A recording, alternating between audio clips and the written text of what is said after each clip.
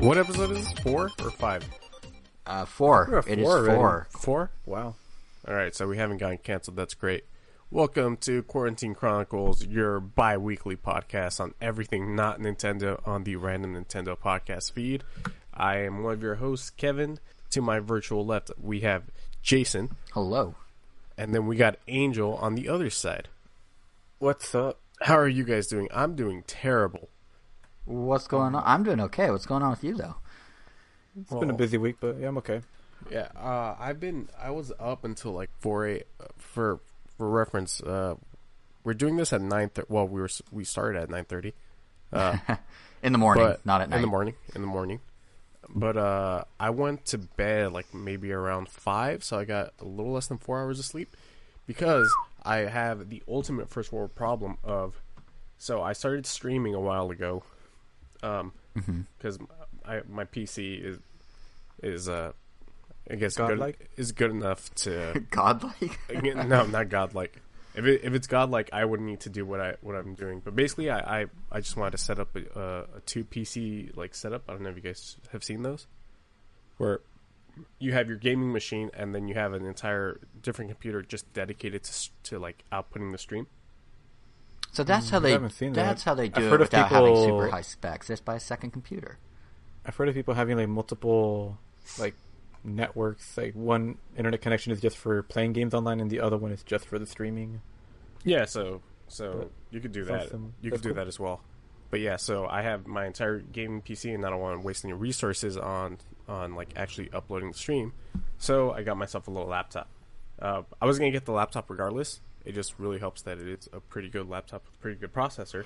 So capturing the video from my gaming PC isn't the problem. The problem is the audio. I cannot capture the audio to save my life. I was up until 4 in the morning just looking at a bunch of tutorials because I cannot be a little switch.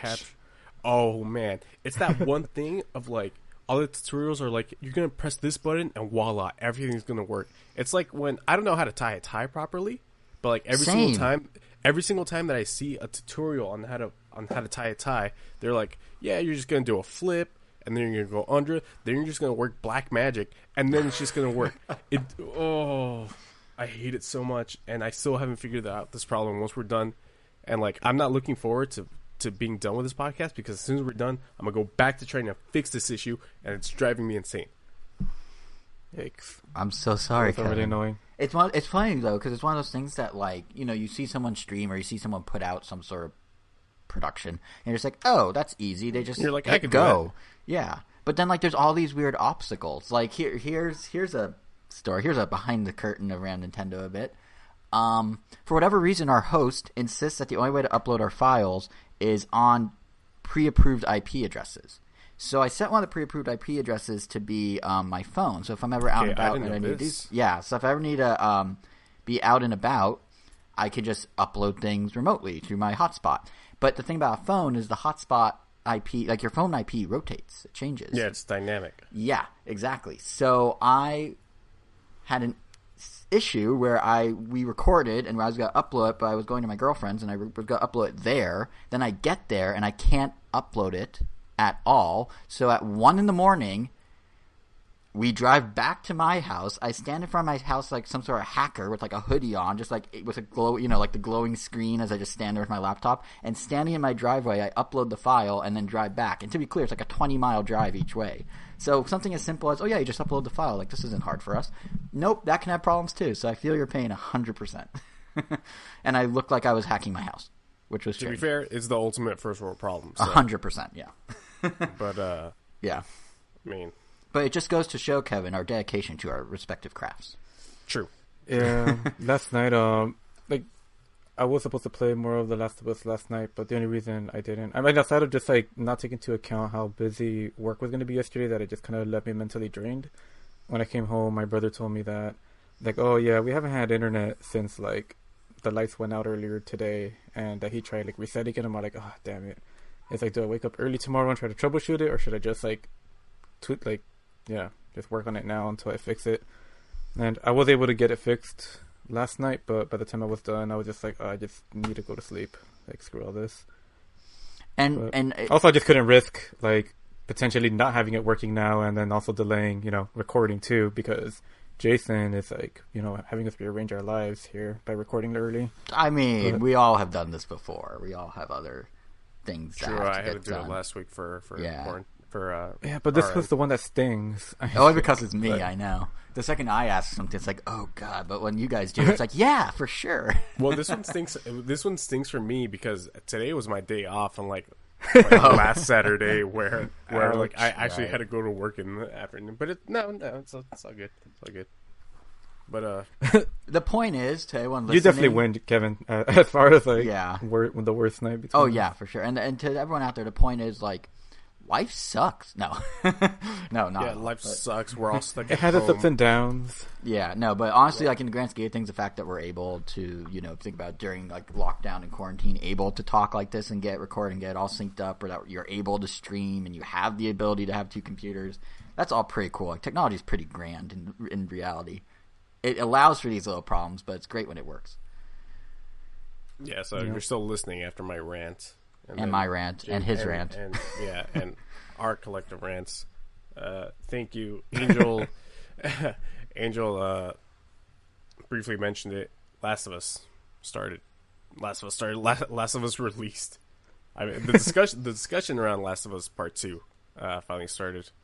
So let's get into it. Smooth. Dude, you are on 4 hours of Smooth sleep. as silk. I'm tired, dude.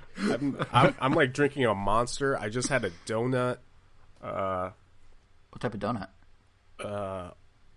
Well, my dad is very like, my dad will not go to like mom and pop shops. He will just straight up go to like a Winchell's. So I had a Winchell's donut. Not my favorite donut. You know what? Let's do this now. Okay, yeah. Let's this is really bugging me because like ever since we have this other, like, everyone has their chat where they just like chat with all their big collective group of friends. The group chat. And for the longest time, like, I've just noticed, like, I guess my taste in donuts is just somewhat different, or sometimes opposite to what. Actually, no, it's just like certain friends. But basically, I made a comment about Randy's Donuts because I had it for the first time when we were back at the studio in Santa Monica. I hadn't really heard much about Randy's Donuts before that. I just, like, when I had it, it was just super soft and fluffy, and I was like, oh my god, this is amazing. To interject for those outside LA, Randy's Donuts is an iconic spot here. It's the plaster donut on the top of the building that Iron Man sits in Iron Man. It's a like landmark thing. Yeah, Iron Man 2. It's like a landmark thing in LA in the same way that like Pink's Hot Dogs is. Slander Iron Man 1.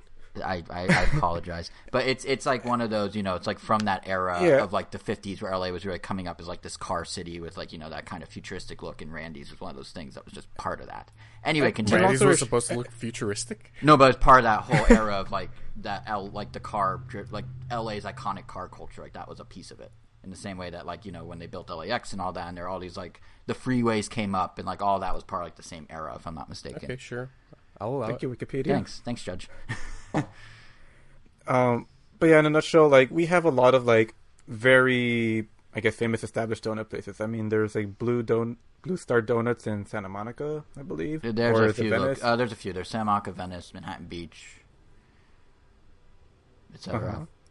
The one time I expect you to give me more info. Okay, there's also Sidecar, which is in Torrance in Santa Monica. Yeah, so there's Sidecar, there's Voodoo Donuts. Pretty much there's a bunch of very, like, people that claim, like, oh, this is the best place, this is the best place. But, I don't know, I think for me, like, I kind of just stick to just Krispy Kreme, and anything that just gives me a fluffy donut. It could be, like, a mom and pop or anywhere, but I guess I don't really have a favorite in that sense. Like, honestly, the ones I've tried from Blue Star Donuts, I've really disliked. Well, but that's only because the flavor I wanted, which was mom's grandma chocolate. It's like abuelita chocolate. It's, if you're Hispanic, you probably have tried that. I'm Hispanic. Like, that wasn't available. Oh, it's pretty good. But, well, the powder or whatever it is, I haven't had the donut version. But so I had to try, like, it was like a fruit with like spicy powder on top. That was like the only one they had, and they said, like, oh, any Blue Star donut's going to be great, and this was disgusting. Well, they're like Blue Star in particular. There's like mom and pop donuts, regular donuts, and then like artisan donuts, quote unquote. And there's like Donut Friend and Donut Man and all these different things in LA. But my problem with Blue Star is their whole gimmick is like exactly their whole gimmick is like, oh, we're unique and special. I mean, but my problem with like that donut and Voodoo Donuts. I mean, in general, this is like if I'm just like, just craving a donut and wanting to go eat one. In Voodoo Donuts, like, I feel like the donut, the bread part itself, ignoring the toppings, like, the bread isn't that great. I agree. But the toppings they put on top are just... I mean, I guess if you want cereal on your donut, like, that's where you would go. Yeah, that's why they overload the topping of the donut with so much stuff. And keep in mind, they kind of have to make it less fluffy because they have to support the weight of all that stuff. But I feel like most of the time, I would prefer, like, literally just the very basic glazed or sugar donut. I am the same way. As long as it's like super fluffy, that oh my god. I'm the same way. But what sparked all this was I in the group chat said Randy's is overrated. I think right. That's what led you to and then So we were all just kind of discussing like favorite donuts. So after I guess that backstory, like, so what do you guys have like a favorite donut? Well, Randy's is overrated. Donut. Randy's is overrated. So we know where we stand with Randy's. I've actually never had Randy's donuts. And from what I've tried, it felt just. So here's the deal with Randy's in my mind, and I know. But I've only had that one flavor. I mean, I don't know. Maybe you had. I mean, that's the thing. Like, if you try different types of donuts. So I tend to have the same, much like you, Angel. I tend to have the same donut wherever I go. Like, I like a good glaze or a good sugar donut. Like the crystallized sugar, not the powdered. I'll give you that. If they messed that up, then that's... And they didn't mess it up per se, but in my experience of eating... what was the one you said earlier, Kevin? Winchells, yeah. And then there's another brand out here, Yum Yum, that's kind of... and then there's Dunkin'. There's Yum Yum, Dunkin', Winchells, Krispy Kreme, Randy's. The ones you get at a grocery store like Ralph's or Vaughn's. The ones you get that are crazy like Blue Star. And then there's like some mom and pop ones. Like there's one, and I actually had to ask my coworker about this after the group chat because I knew you were going to bring this up. There's one called Goodies down on like Artesia and Crenshaw, for those who know the LA area, that one of our coworkers used to bring in. And ultimately, I'm like you, Angel. I prefer. There's also one in Downey called Donuts that gives you like a literally golden glitter donut or a like silver glitter donut. Ooh, now, I haven't tried those because I don't know what that is going to taste like. But I don't know. That's actually a good point. Metal, just tastes like just had like a stroke. I guess I don't know. But the thing I was gonna say is like across all those donuts, I do keep, like you, Angel, going back to the kind of simpler ones, like the fluffy ones. And what I've noticed is Randy's is not a whole lot different, at least now, and now they're franchising out, so even more so, is not a whole lot different from just generic grocery store donut if you get the donut when it's freshly made that morning. And which grocery store? Like, just like, generic, like the pink box shows up in your office. I don't know. No, that's my point. That's my point. Like the generic pink box that shows up in your office, like, you can cover up the Randy's and I won't know it's Randy's. The ones that came from that place called Goodies are essentially Randy's, but fluffier and fresher and definitely made within like the hour of getting to our office or a few hours of getting to our office, and you can tell they're better. That's kind of my point. So if you take all the pink boxes and line them up and cover them up, Randy's in my mind does not exceed some of the mom and pops like Goodies.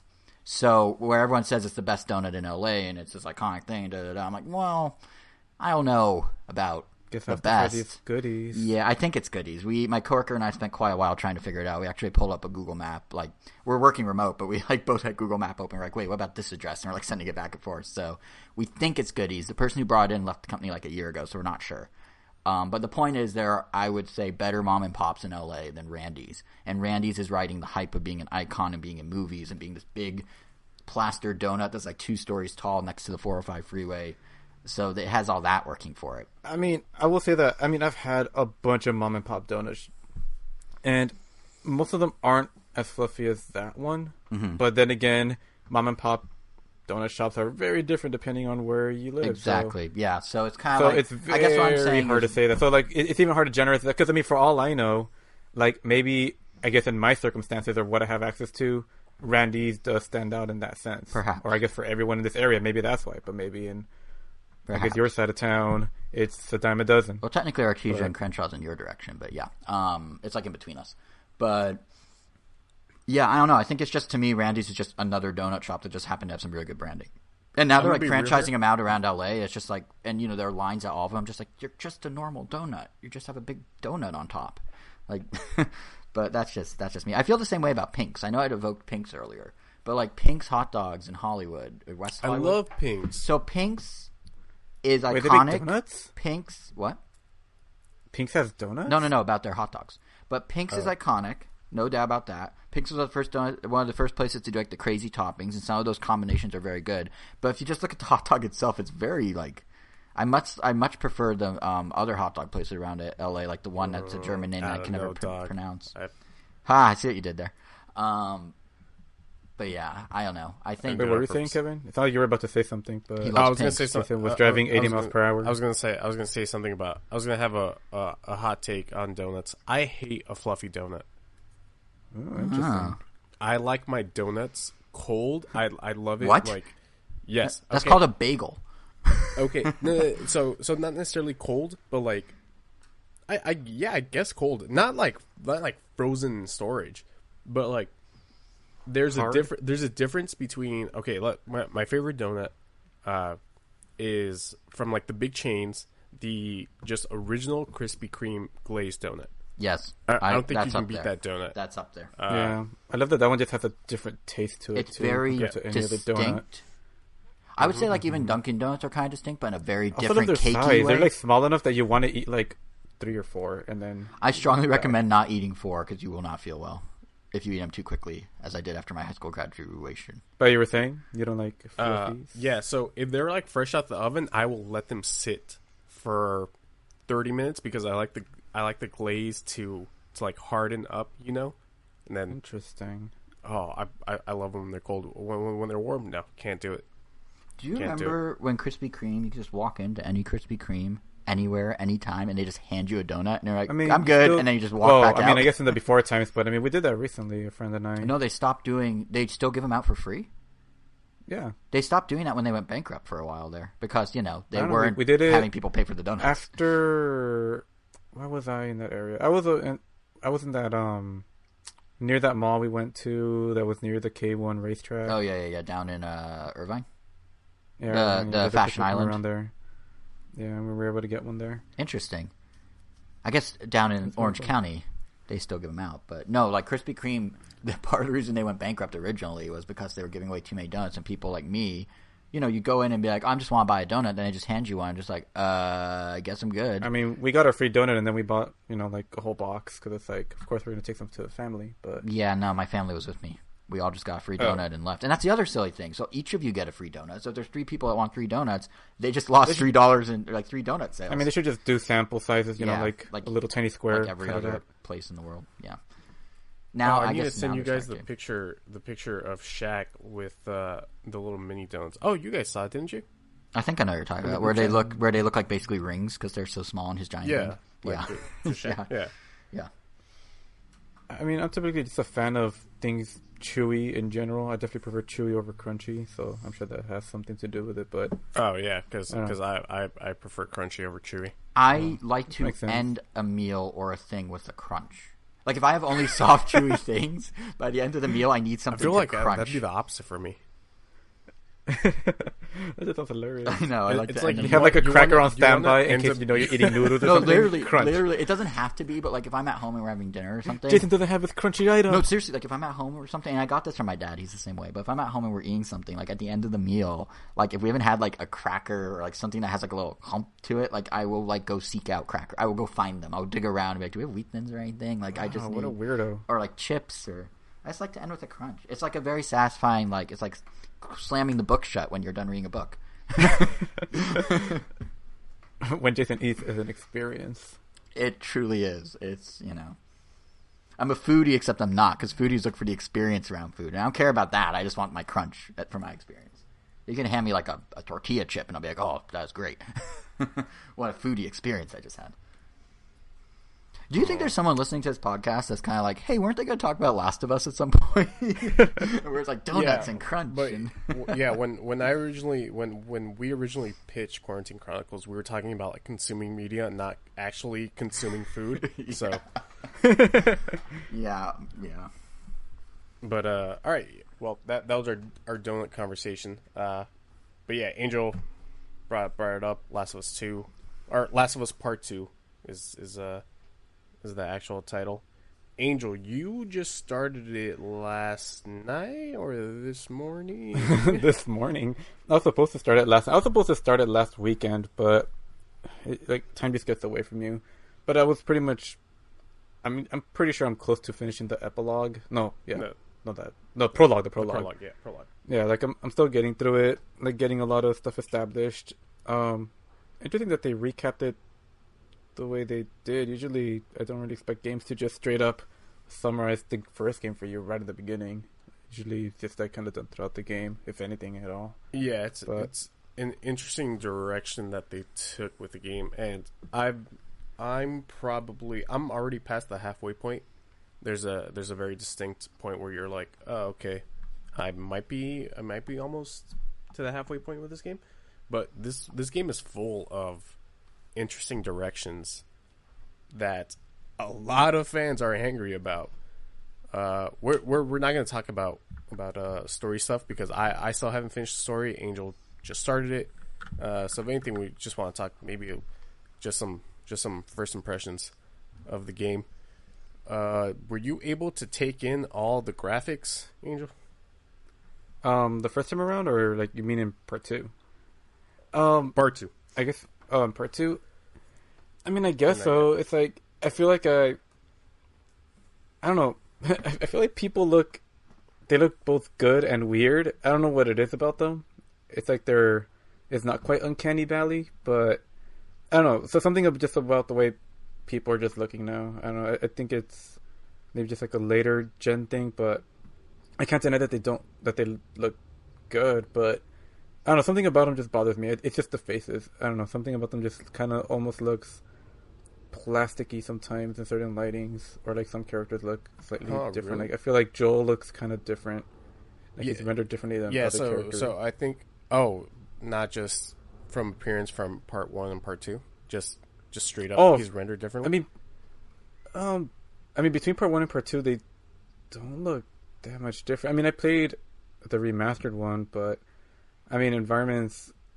I mean especially because like I played Last of Us Part 1 over a year ago now. Like when it comes down to memory, like the game already looked really nice, so it's just like what I imagined it looking in my head kind of feels like what this one looks like.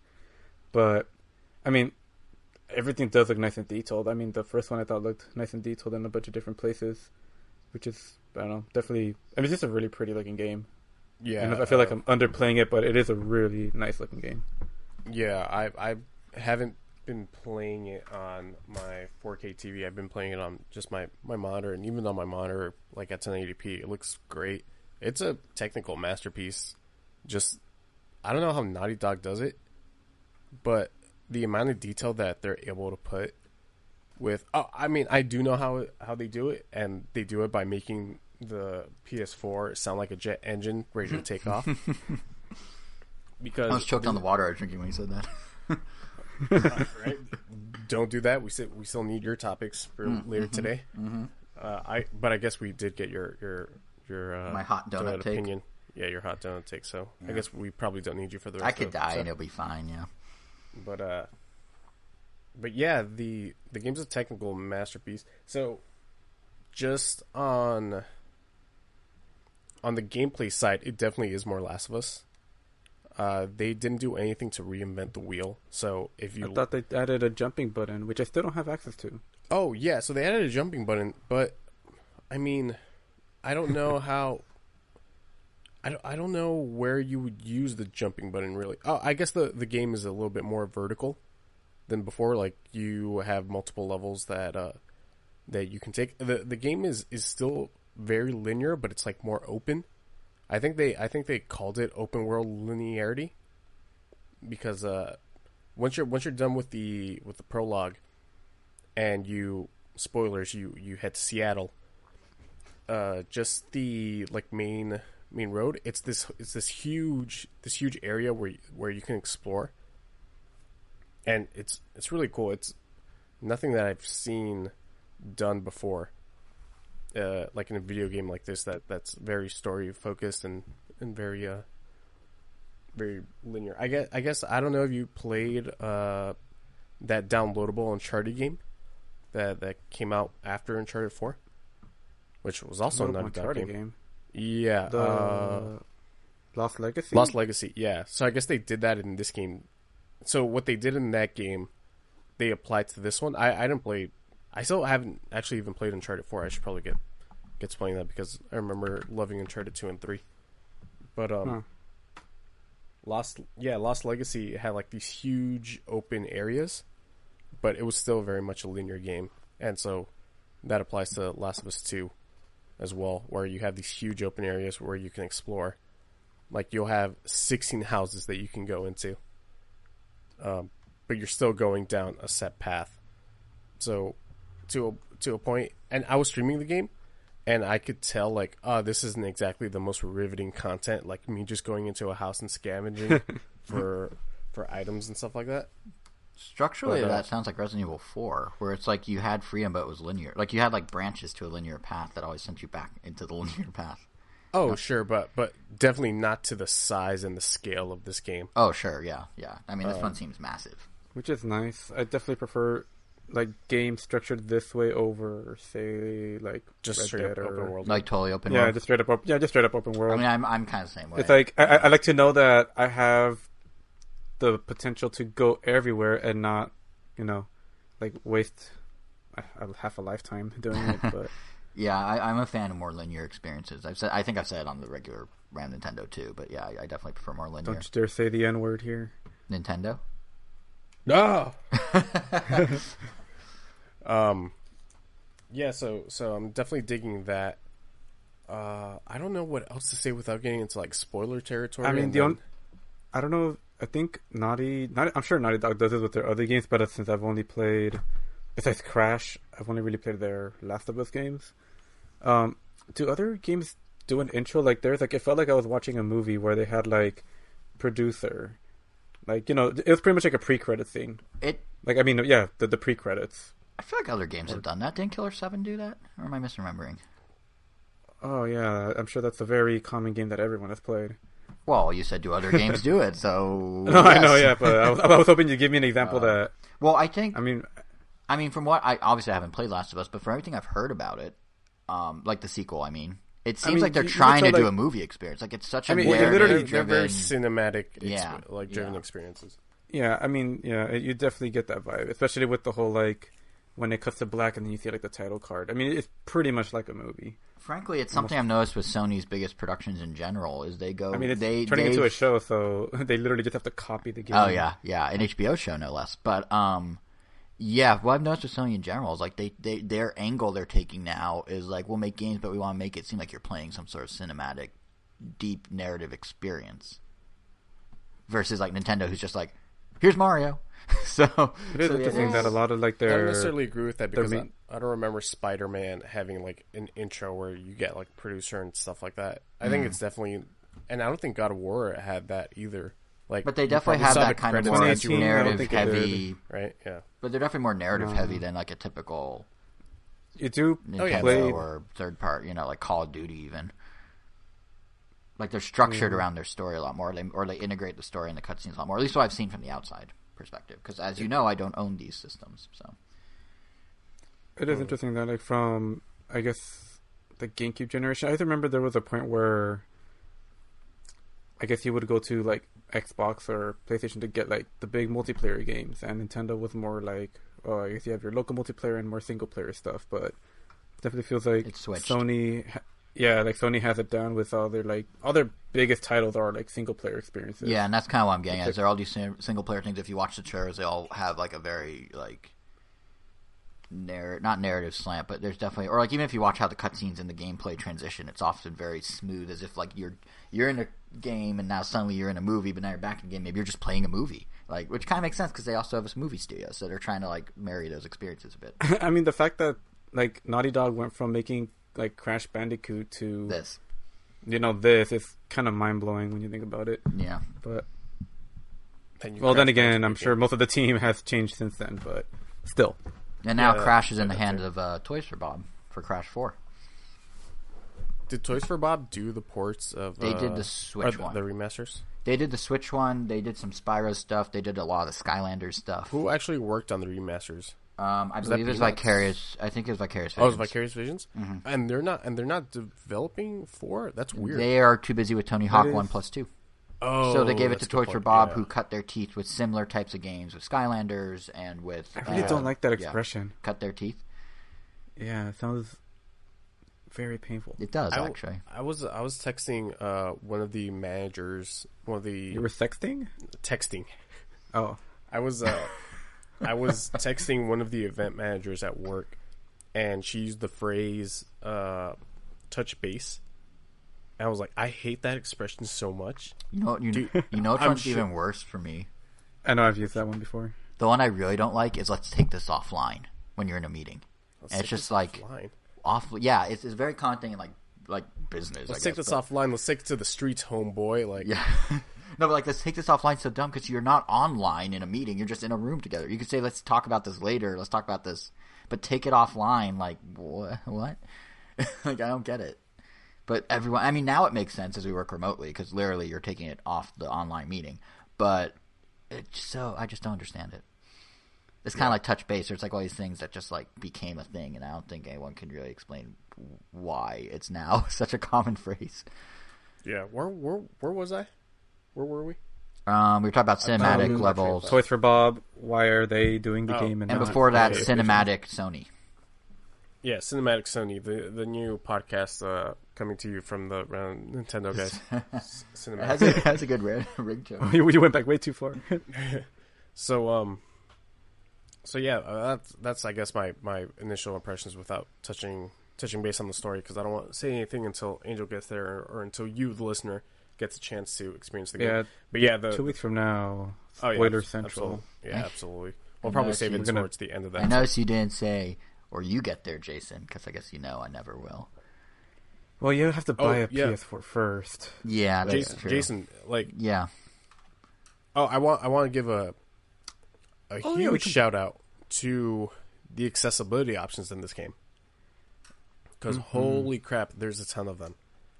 Anything from visual accessibility options to custom, to making your own custom difficulty, I think is super rad. How do they do custom difficulty? It's like stuff that you won't even consider. I guess this is the thing. They're saying oh, do you not want to have to press triangle every single time you have to go up a thing? You could just hold this down, or stuff like that. Little tiny tweaks, or that's make the radius really cool. of your hearing ability greater, or when you're crouching, enemies won't see you. That's really that cool. kind of stuff. And then there's a high contrast mode so that whenever you're walking around, you can see all the items that you can possibly pick up. There is a directional. It's not a compass, but I guess the best game that I can compare this to is Crazy Taxi, where you have the giant arrow pointing you in the direction that's pointing awesome. You in the arrow that you need to go. Because I was saying, the areas in this game are huge, so sometimes you do get lost and you don't know where to go. And so at one point you'll just get an arrow telling you where to go, which I think is super cool.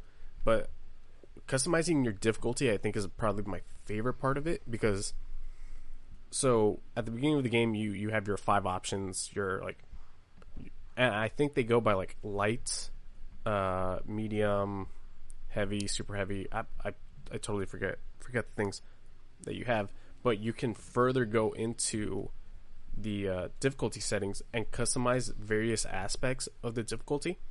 So you can make yourself take more hits or take less hits. You can make the enemies take more hits or less hits. You can make it so that when you find items around the world, you can make it so that you find less of those items or more of those items. So I kept the way that I'm playing my game is I'm able to take more hits because this is a story game and I want to get to the end. I made enemies take less hits, so I kill them pretty quickly. But I made the stealth options really hard. So I made it so that they can see me from a mile away. Otherwise, you can make it so that you're standing 3 feet in front of them, and they still won't see you. So I felt like I gave myself an okay balance difficulty wise, because they're pretty easy to take down. but they also can spot you so quickly. So I'm loving that. And damn, Metal Gear Solid eat your heart out. That's really cool, though, how they do that. Like, it almost goes back to the whole Cinemax Sony idea that you're in it for the experience and the story more than anything else. So they're gonna make it so you can experience it whatever way it takes to get through. There's also like no to difficulty trophy. extremes. Like, that's really cool. There's also no. That's probably why there's no difficulty trophy in this game, because you can tweak your difficulty to your heart's content. It really feels. Or sorry, go ahead. Like the first Last of Us had, I think, like beat it on hard, and then you unlocked the harder difficulty, and then you had to play that one to get that trophy. I hate it when they do that. Just give me the hardest difficulty from the beginning. It's always the worst when it's even worse when, like, especially when there's multiple. It's even worse when the trophies don't stack, so that you have to play the entire game through every difficulty. I forgot. I think Kingdom Hearts HD did that. Oh, it was so annoying. But yeah. So Jason, you can actually play this game. Thanks. By setting everything to the awesome to its it does actually the most accessible option. It does actually remind me a lot. It feels like the natural evolution of the Super Guide. Do you remember Nintendo's whole Super Guide idea, where it's like, what if we like let the game play itself just so you can progress through it? Like, they did it on the Wii a little, and then the Wii U a bit, where they'd have like, hey, if you're playing Donkey Kong Country and you don't want to die, what if you just use a character like Funky Kong? He just can't get spikes. Or like, what if you're playing Mario Wii and you just like have it play itself for the rest of the level after you die 5 times? Or like, here's like Invincible Luigi. Like, this seems like the next step of that, except it caters to both directions. So it can get easier, or it can get harder if you're like a core gamer that needs their hardcore experience or whatever. But that's really cool, and really like actually pretty innovative on Naughty Dog and Sony's part. Like, that's really cool. Yeah, I'm never a fan of people demanding that a developer like From Software add an easy mode to a game, and this is a whole separate conversation. I'm never a fan of people demanding that they make an easy mode. I would like if they made an easy mode for players that would want to get into the game, but it's the developer's vision. So I feel like being able to tweak your every like aspect of the difficulty, it would be like a great middle ground. Yeah, it's a very fine line that video games have to walk, because it's not like you get directors for movies going like, all right, I have, let's say, Kill Bill, but here's like a version with like slightly less blood for people that can handle gore, but not that much. Here's one where like the blood is like blue and like electrical, so it's like for people that want a little more fantasy take on it, just like you get your tweaks basically. But I guess for like but I guess that's different, because like with the movie they're just telling a story, right? But like with a game, you're part of the story, so they're trying to. I guess it depends. Different endings. Well, but I guess it kind of depends on like how they want to prioritize gameplay over narrative, and what the end goal for them and their game is in terms of what they want the person to get out of it. So if they want them to get that experience, they can, if they want them to hate themselves, they can do something, like From Software does. If they want them to have the experience of the narrative, they can do something like Naughty Dog's doing. Movies don't have that flexibility, really, except Choose Your Owns, which are very shallow in a way. Although Bandersnatch was cool when Netflix did that. Oh, you got really muffled there. I was? Oh, yeah, no, that's the phone. I put my finger over the phone mic, which is separate from the mic I'm talking into the recording on, so we're good. Just tip, okay. It might be good to not do that. Yeah, it's by accident. Jason, why don't you have any other consoles besides... why am I not going to experience the PS4? Why are you not going to experience Last of Us? This is literally designed for people like you, because I feel like for most of us that are this age now, like, difficulty literally just turns into how much time do I want to invest in this game? Yeah. It's like, like for games like, like Mario or God of War or stuff like that, where I want it to be as difficult as possible. Whoa, like I want it side to of be... the spectrum. Mario or God of War. Oh, well, a fun little platform. Yoshi's Story or Grand Theft Auto. Well, if you 100% the Mario games, they have some really brutal levels at the end that most people never get to. But, like, I am more than happy to invest, like, hours and hours on that, and that's going to be like, all right, I'm ready to put, like, 50 plus hours in this. But for a game like The Last of Us, where it's like, I really just care about the story and I just want to get to the end, like, I could just scale it down. So, like, what's stopping you, Jason? Like, Yeah, no, that's fair. What's your deal? What's my deal? I guess the flip side of it... too loyal? Yeah, I guess the flip side of it is why only Nintendo, opposed to, like, why not the others, right? And it's a good question, and I've thought about it before. There have been times I've considered other systems in college. I was very close to getting a 360. After I was on the... Like, when the PS4 was first, like, coming to its prime, I was like, should I? But I think what it is for me is, I think, and I've made this reference before, but I think it's analogous to, like, sports teams for me, which I've... I have, when talked about my fandom, talked about before, like, for like, Nintendo's, like, my team, right? And I always support them and enjoy what they do, even when things are questionable, like in the Wii U days.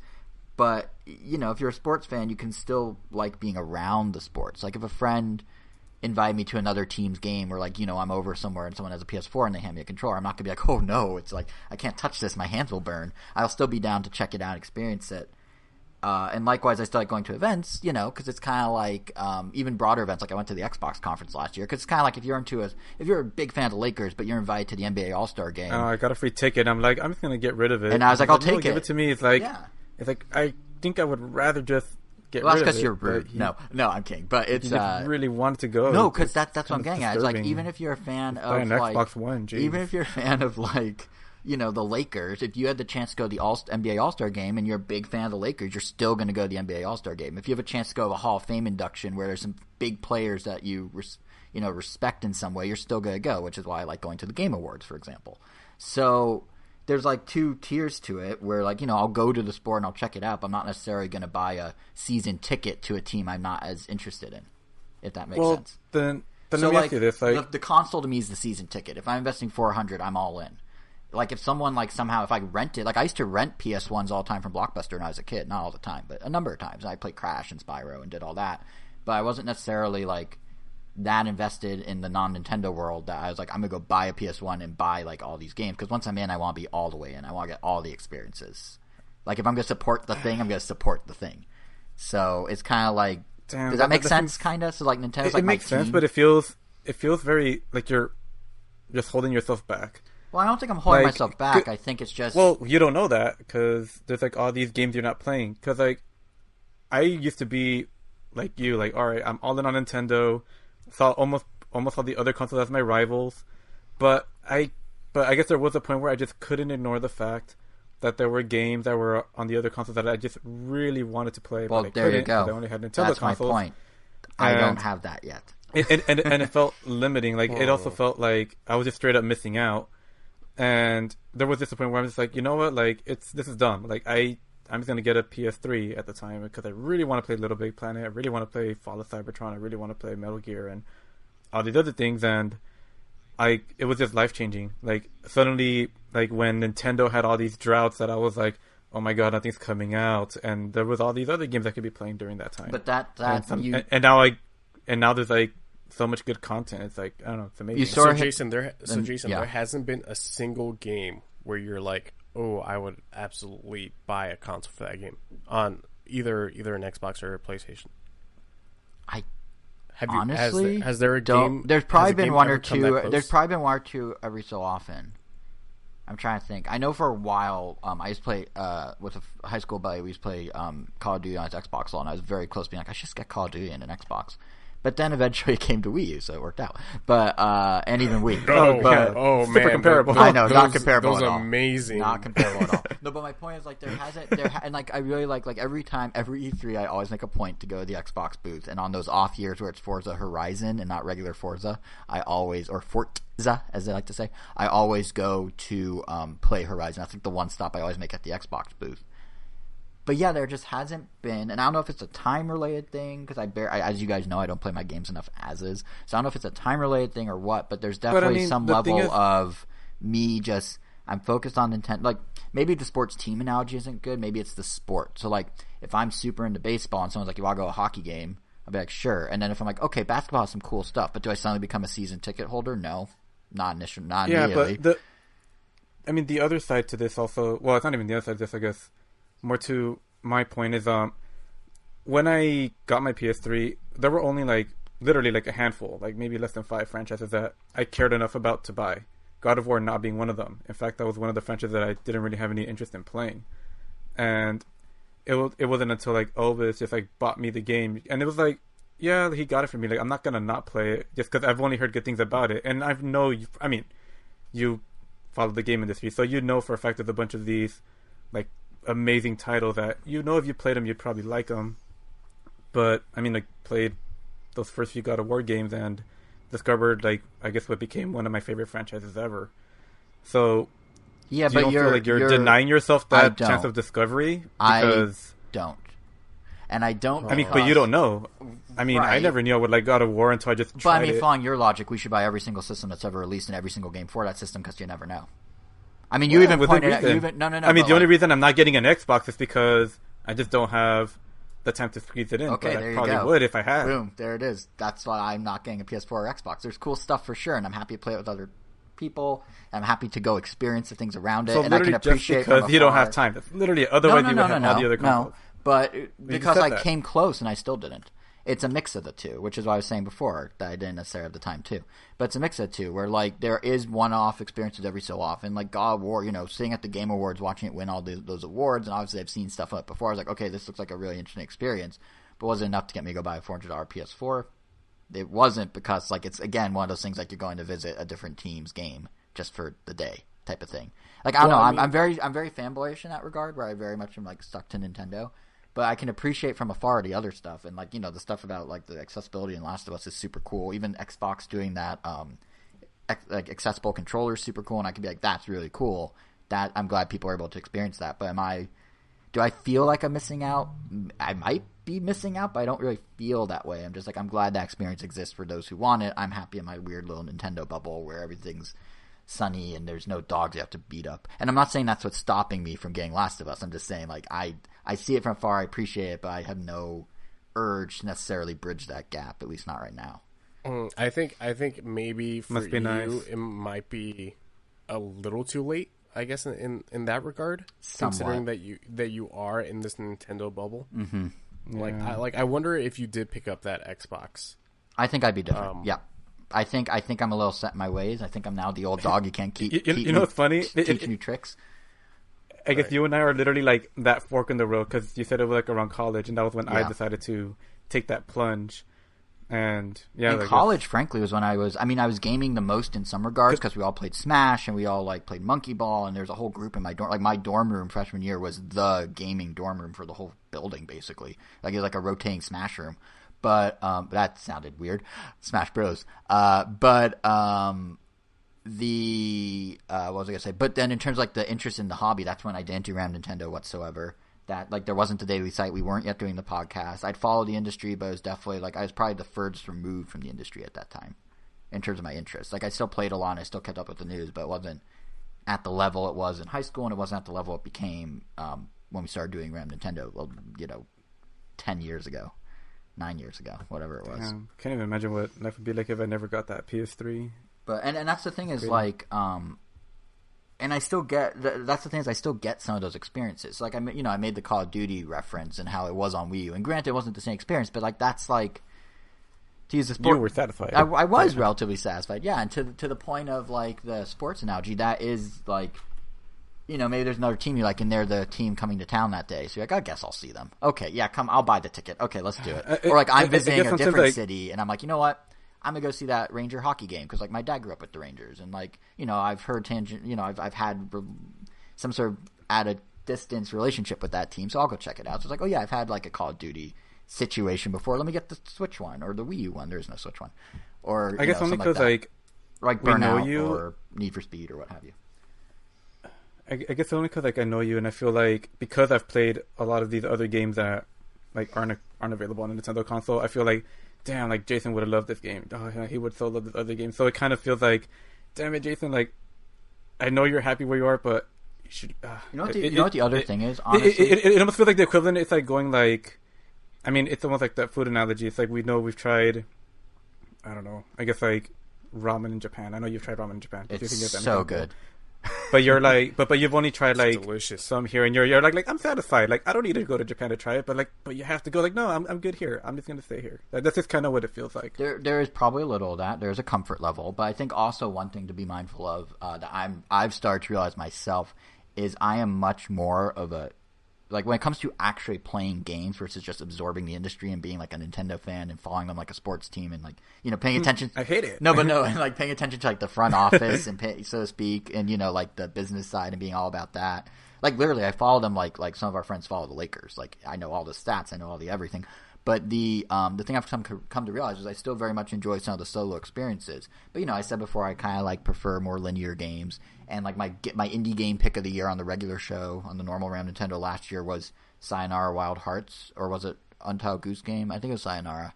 It was Sayonara, which is a very linear short experience. I loved What Remains of Edith Finch, which is a very narrative driven short experience. And I've come to realize when it's single player games, for the most part, I like the more straightforward. It kind of holds your hand, or it's very limited, like Mario Odyssey, where you know you have some exploration, but it's in these small spaces.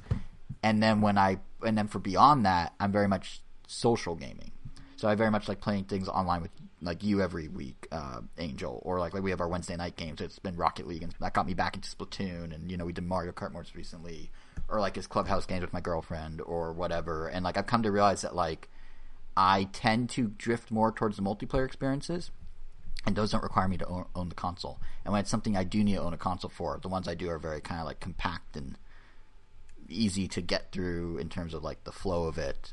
And a lot of the games on the other systems aren't that. I mean, Last of Us kind of is, but it's very big. I know. Like, God of War is very big. Halo's very big. It is clear that if you're on your own, you'd rather consume TV shows than games. Well, it depends on the type of game. Or donuts. Or donuts. But only not Randy's. And not Pink's hot dogs. No, but I have like a very, like I've come to realize as I've gotten older. I mean, otherwise you just watch like the first couple episodes of a series and just move on, kind of the way you play your games. But yeah, and the thing is, like I've come to, and on some level you're not wrong. And the thing I've come to realize is I think as you know the world sort of, as things have happened in the world around me and as I've gotten older, I've started to kind of hone in more on the exact type of gaming experience I most enjoy and I'm most likely to play solo. And I think that plus just the Nintendo fandom are what are driving all my game purchase choices. So I'll get the Nintendo stuff because I love supporting Nintendo and I love like them as a company and what they do and what they represent and their characters and their worlds. And then for like the other stuff, the third party stuff is either things that have a nostalgia play, things that are something I did socially in the past I really enjoyed. Like me and a friend of ours in college, we played through Need for Speed.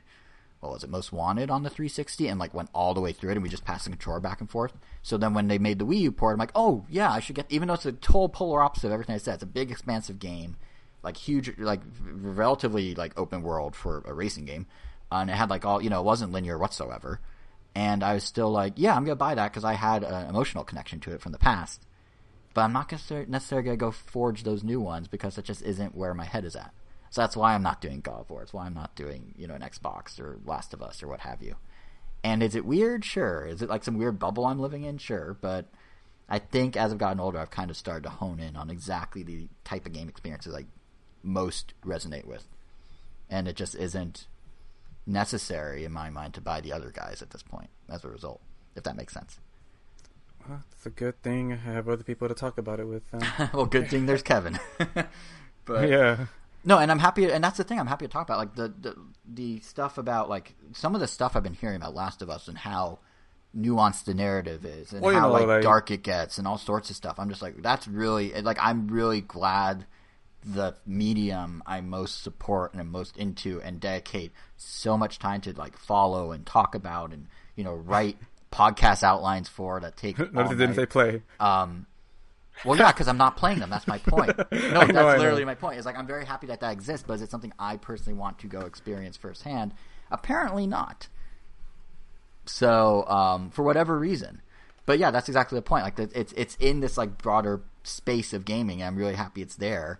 And it's really cool to see gaming go that direction. But I'm cool with what Nintendo puts out. And I'm cool with my little like whittled down definition of what type of game I most enjoy. So. It's almost like I'm a casual gamer, but with the insight and mindset and knowledge base of a core gamer. Hardcore. Yeah, which is strange. Which is why I always like to say. That's why it's always like weird, or it always catches us off guard because it seems like, hey, play Final Fantasy 14 with us. It's like I feel like MMOs I would never do. Pre PS3 me would never have considered doing that, but now that it's like, you know what, I'm gonna give it a try. Like, what if, for all I know, it could be something I really like? And frankly, that's really something that is something that I think is, as gaming has blown up, and as it is now 2/3 of the population that play it, or something like that, 3/4. I don't remember. It's some crazy number. But as gaming's blown up, as indies have come into their own, the fact that there are so many different types of gaming, even the fact if you think about how you buy games, there's so many different ways. Yeah, you could literally just play the MMO and nothing else. Yeah, no, like the fact that's broadened and diversified so much, like there are still obviously milestone games where it's going to be like a cultural impact of a moment, But sometimes those games are Untitled Goose Game. And sometimes those games are Last of Us 2. And sometimes it's Animal Crossing. And the fact that like they're so different and they cater to different audiences on some level. And of course, if you're a true gamer, which I guess I'm not, I don't know, you would try and do all of them. Like there are all these different lanes you can go down now. And that's actually something I think is really cool, that like gaming is so diversified that it is possible that we can all have our subset of what we're really into, and they all kind of complement each other. And there are people that will bridge that gap and find and dabble in everything, you guys. But, someone like me, I'm happy in my lane, but I can, again, just look over and be like, that is super cool. Like, the fact that they did whatever they did with Last of Us, the fact that, God of War was what it was, like, I can appreciate that exists, and I don't necessarily feel the urge to play it, but I'm happy gaming allows it, Yeah, and at the very least, I am kind of happy that because you're in that special case of yours, yeah, that I could actually, like, kind of going against what I had said earlier, like, have someone to talk to about them. While I can't share, like, I guess that experience with you, of someone that actually played through the whole game, I can at least tell you that, like, I could just talk to you about, like, the ending of God of War, the ending of the other Last of Us, or even just show you, like, skip to some of those bosses without worrying about, like, spoilers, to show you, like, this is, like, look how cool this is, and you could be like, oh, wow, that's definitely something you could only get on, like, not on the Switch, I guess, or whatever. But, yeah, and I mean, it's also, like, we're going to see, I suspect, this start to happen in other formats as well. Which makes it weird for Nintendo games, because it's also like, I really want to talk to you about the endings of some of these, even Mario games, even these Mario games. I beat some Mario games. I beat some Mario games. I beat Mario Wii. I know you have, but exactly, like, I want to talk to you about, like, the ending of Galaxy, or, like, even the ending of Luigi's Mansion, but... I guess I have a little bit for that, I guess. And I was going to say that, like, and Kevin somewhat, but I was going to say that I think this sort of weird branching so basically as the internet sort of flattens everything, there's no, like, as movies become anyone can do it, as TV becomes anyone can do it, as we talked about YouTube a few Quarantine Chronicles ago, and how, like, there's so much good content on there, like, we're going to reach that point where every single medium is ultimately going to have this problem. Where it used to be, if you're a film snob, or a cinephile, maybe is a better way to put it, you'll know, okay, I need to see all these movies, and I will see all these movies. I don't have time to see all these movies. But as there's now, like, a bajillion platforms, and as there's now, like, some dude on YouTube that made this indie thing that maybe went viral, are you necessarily, as cinephile angel, let's say, hypothetically, going to be like, well, I got to see that YouTube one, or you got to kind of draw the line at why I like traditional movies, or I like this, or I like that. And as it becomes more and more, you have to start sort of dividing up your time differently, and things that were like just one bubble of a medium are now going to have multiple bubbles inside. And that's kind of where I feel like gaming's at, especially with how the indie scene's blown up. Yeah, I mean, that's definitely been the case. I've been, like, watching way more things. I mean, to the point of our episode of when I was talking about the YouTube content, it's like, now I have to divide my time up between some shows on YouTube I want to watch versus some actual movies versus some even indie films that I've come to learn about that I'm like, I would have probably never watched otherwise. Because here's the crazy thing. Here's the crazy thing to kind of put an end cap in my point about gaming. It's just depressing. Right? There's too much content. No, literally, there's too much content. And this just put an end cap in it. I play my Switch more than I ever played my Wii U. Significantly. Well, everybody did. No. No, but I mean, but I mean, like, obviously. But I mean, my point is, like, it's not like I'm gaming less. It's not like I'm moving further away from what gaming was in my life. In fact, it's growing. But because there's so much just on the Switch, like the indie scene, Nintendo's first-party output, all that, I have even less time for the equally bigger output everywhere else. So it's hard to... BioShock, but... Yeah, no, I was super... Like, I said on the Ram Nintendo proper that, like, I should probably pick up BioShock. Like, I wanted to play those games. You should. When am I going to... your goal for this year.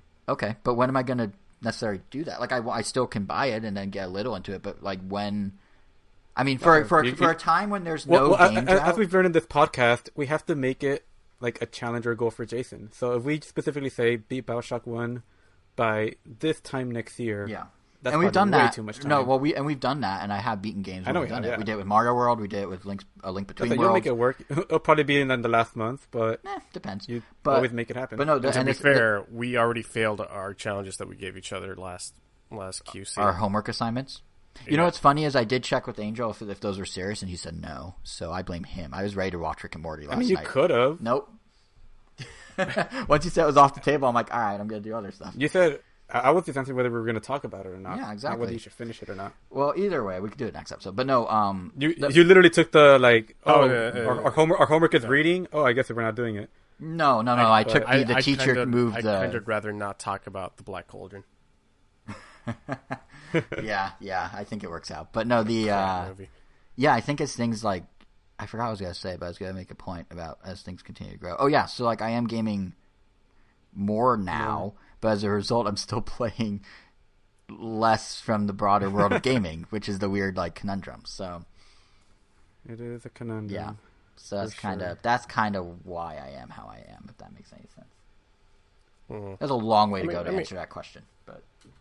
No, but it's good that you do give some insight as to why Nintendo. Which I guess it makes sense. I was absolutely like you before, where I think PlayStation was the only bubble that I decided to stay in. Like I did own Nintendo consoles to play Galaxy or to play whatever else was on the Wii. Mm-hmm. But I guess I just never gave it my full attention. Right.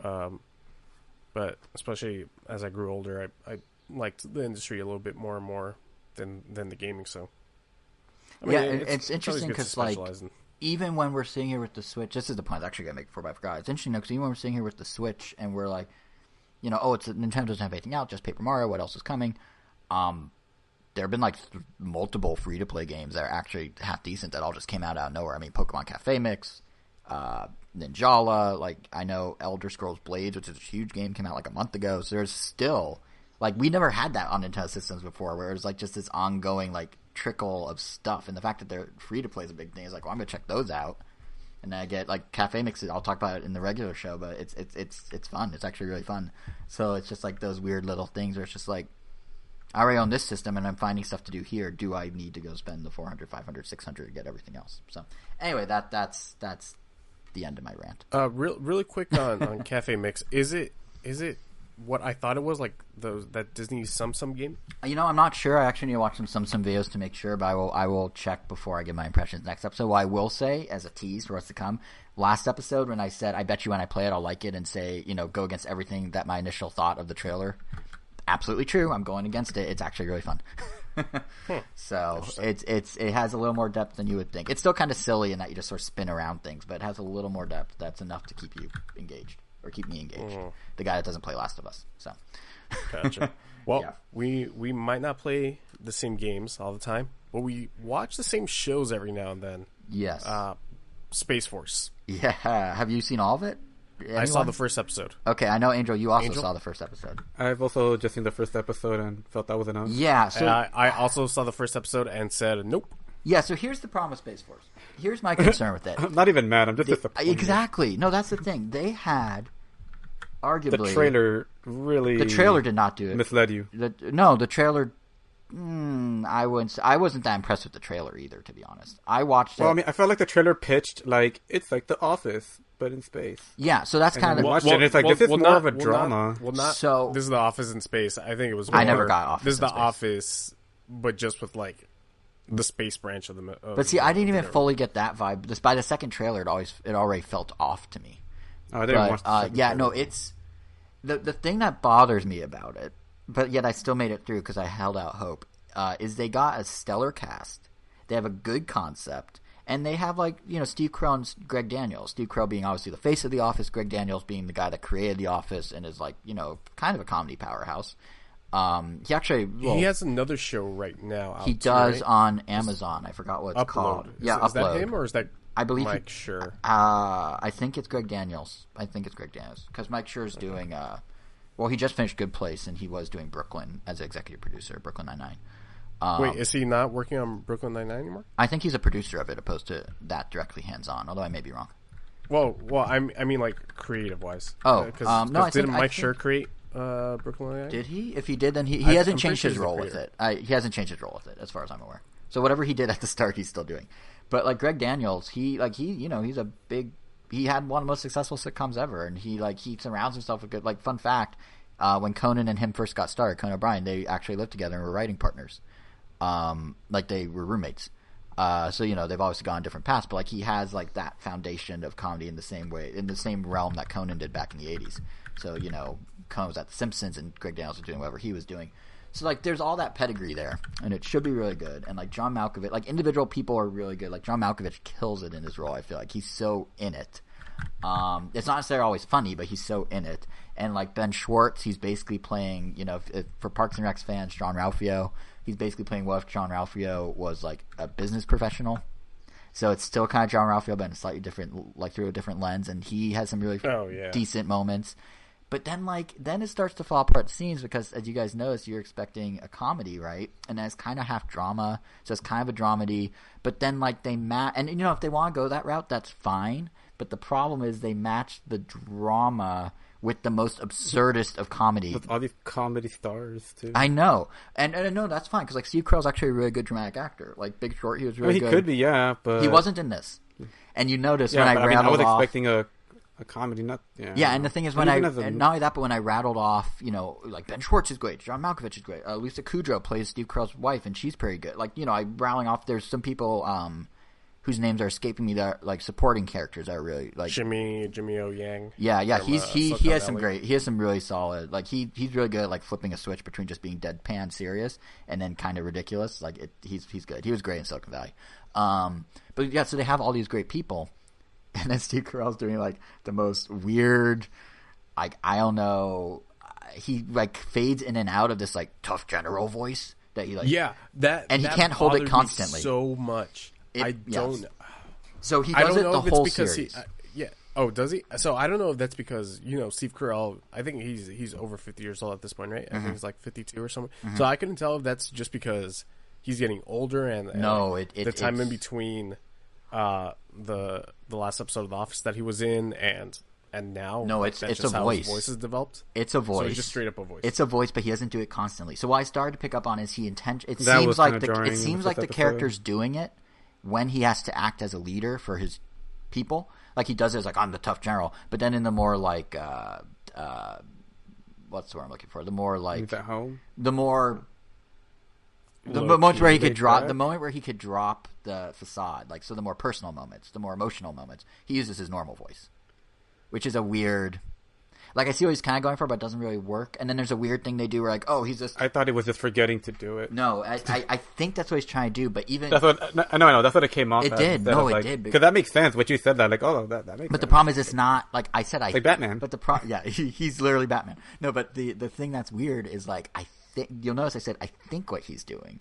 You would think after I've seen 8 episodes, I would know that's what he's doing. But it's so not. That's how long it is? It's only 8 episodes? I think it's 8, maybe 10. But like 12 my point is, even it might be 10 actually, but I don't remember. But my point is, like, even after watching the whole season, I still can't quite for sure say, yeah, that's what he was doing, because I don't know what he was doing. That's just what I feel like he was doing. But that kind of addresses what I was saying before, is like the drama comedy angle. Is like, so if they wanted to go full dramedy, you could go full dramedy. You could do like. I mean, maybe they marketed it poorly if so, but they could do kind of like it is 10 episodes. Okay, there we go. But you could do like, hypothetically, like a Garden State kind of vibe. Like there's different vibes you could have done. He's done some more, dramedy stuff in movies. You could do that. There are options. But instead they took like these really like these moments of like personal emotion and like intimacy and stuff, and then paired them with like, well, the Russians attacked our satellite. What are we going to do? Well, we have a chimp in space and a dog. All right, the chimp needs to do a moonwalk. Let me convince the chimp to do a moonwalk by promising him bananas. It's just like, I'm sorry, there's a dog and chimp in space that they try to convince to fix a satellite. It's a CG chimp. I'm no longer watching this show.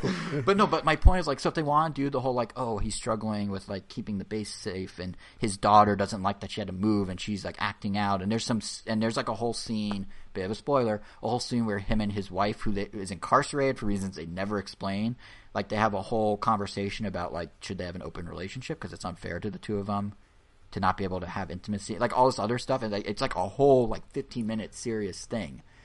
And it's just, then you pair it with the chimp in space that's outside trying to fix the satellite wing, and instead of his drill spinning, he spins through space and launches off into gravityless voids. Like, what? It just doesn't, the tone out. Was the this tone supposed to be animated? What, the chimp? No, like it sounds like what you're describing almost sounds like an animated right? drama. And it's not. Like, it's really weird. Like and there's anime. a few episodes, there's like 2 I could think of where they're actually kind of fire on all cylinders and the jokes are good and it's the right vibe and the right tone. But then there's like so many where it's just like, what is happening? Like, there's one where they have to do a competition against another division of the military, and like kind of like it's like a war game essentially, and they're faking as if it's on Mars, so they wear like heavy boots to like act like they're things, and they're in the desert, and it's just like the dumbest like, it's just so like, after the episode, just like, what was that? But then, like, the next episode was actually pretty good, and they were like trying to hire astronauts or something. It was actually pretty funny. So it's such like tonal whiplash, and like there's no like baseline of the guaranteed humor. It's all over the place. Yeah, that's what I was going to ask you, if the humor like worked throughout the series, because in the first episode I laughed one time, and that was the part when he goes to the gas station, right? And the guy asks him. Spoilers, I guess, for Space Force. I already spoiled a bunch. So. when he asks, he's at the gas station and the attendant asks him like, "Oh, are you going up to that base?" And then you just see Steve Carell driving. You don't really know the interaction. Yeah. And then as soon as he gets out of his car, people with the guns are out there, and he's in the trunk. And then they pull the poor attendant. Oh yeah, I thought that was funny. Yeah, no, there's some good. Aside from that was it. That's all I laughed. And there's some. It was so weird in that first episode where Steve Carell asks Jimmy O Yang's character about his umbrella. Like, he just randomly has an umbrella. I guess they do explain it later in the episode. It was like, oh, there was a chance of rain and stuff like that. But yeah, I don't know. It's just so weird. It's so. And how about that ending of the first episode where Steve Carell's singing? Yeah. So, and again, that's one of those things that it just felt like the tone was all over the map. So they made the singing thing, like, that's how he de-stresses. So whenever there's a situation, he sings. But usually they just catch him, so that's like... It's a running thing. There's like 2 or 3 of them. But usually they're almost more like dramatic. Like, that one was going for pure comedy, and I would say the joke failed. It just went on too long. It was weird. But, like, they've done a couple throughout where... He does it while he's walking down a hallway, or he does it when something's happening, and he does it in like a more intimate moment, like a more like emotionally, what's the word I'm looking for? Not intimate, but a more like naked moment. Not naked, you know what I mean? Like a more, that sort of like a moment where he's supposed to be showing vulnerability. There we go. So he'll just be like kind of singing under his breath when he like something goes wrong with like something with his wife, or like when there's some serious problem, and then like there's actually one episode where a character kind of calls him on it and is like, oh, I do that too, and it's actually kind of like a nice moment, but. Where, you know, they're sort of like de-stressing together. But, again, it is such a weird thing, because in the first episode it's a total joke, but then like throughout the series, like, oh, it's actually not a joke, and that's how he shows vulnerability. It's just like, wait, what? So it's just like, it's just all over the map. And they could have stuck that landing, they just didn't. I mean, did you feel that maybe this first season is weak as it is because it's just setting up a lot of exposition? And maybe season 2 will actually be a lot better? That's what I'm hoping. I mean, it's not a ton of exposition, but that's what I'm hoping. I'm hoping it's pulling a Parks and Rec, and I'm hoping that because there are so many things that does well within this awkward framework. Like, I really think the relationship between John Malkovich's character and Steve Carell's character, where one's the lead scientist, Malkovich, and Steve Carell's obviously the general, and they have kind of this back and forth where they're often at odds with one another because Malkovich wants to do research and Steve Carell wants to do military things, but they have like this bond that you see develop over the episodes. It's actually kind of like, by the end I was actually kind of rooting for like the two of them to like be on good terms and stuff. But then like, so they have that, and then they do some good actual like very light political parody. I mean, the whole thing's a political parody, let's be honest. Like, Space Force is obviously a reference to what we now have as a Space Force, and some of the bureaucracy and silliness that comes with government. There's some direct jabs at... They only just say POTUS, but there's some direct jabs there. But...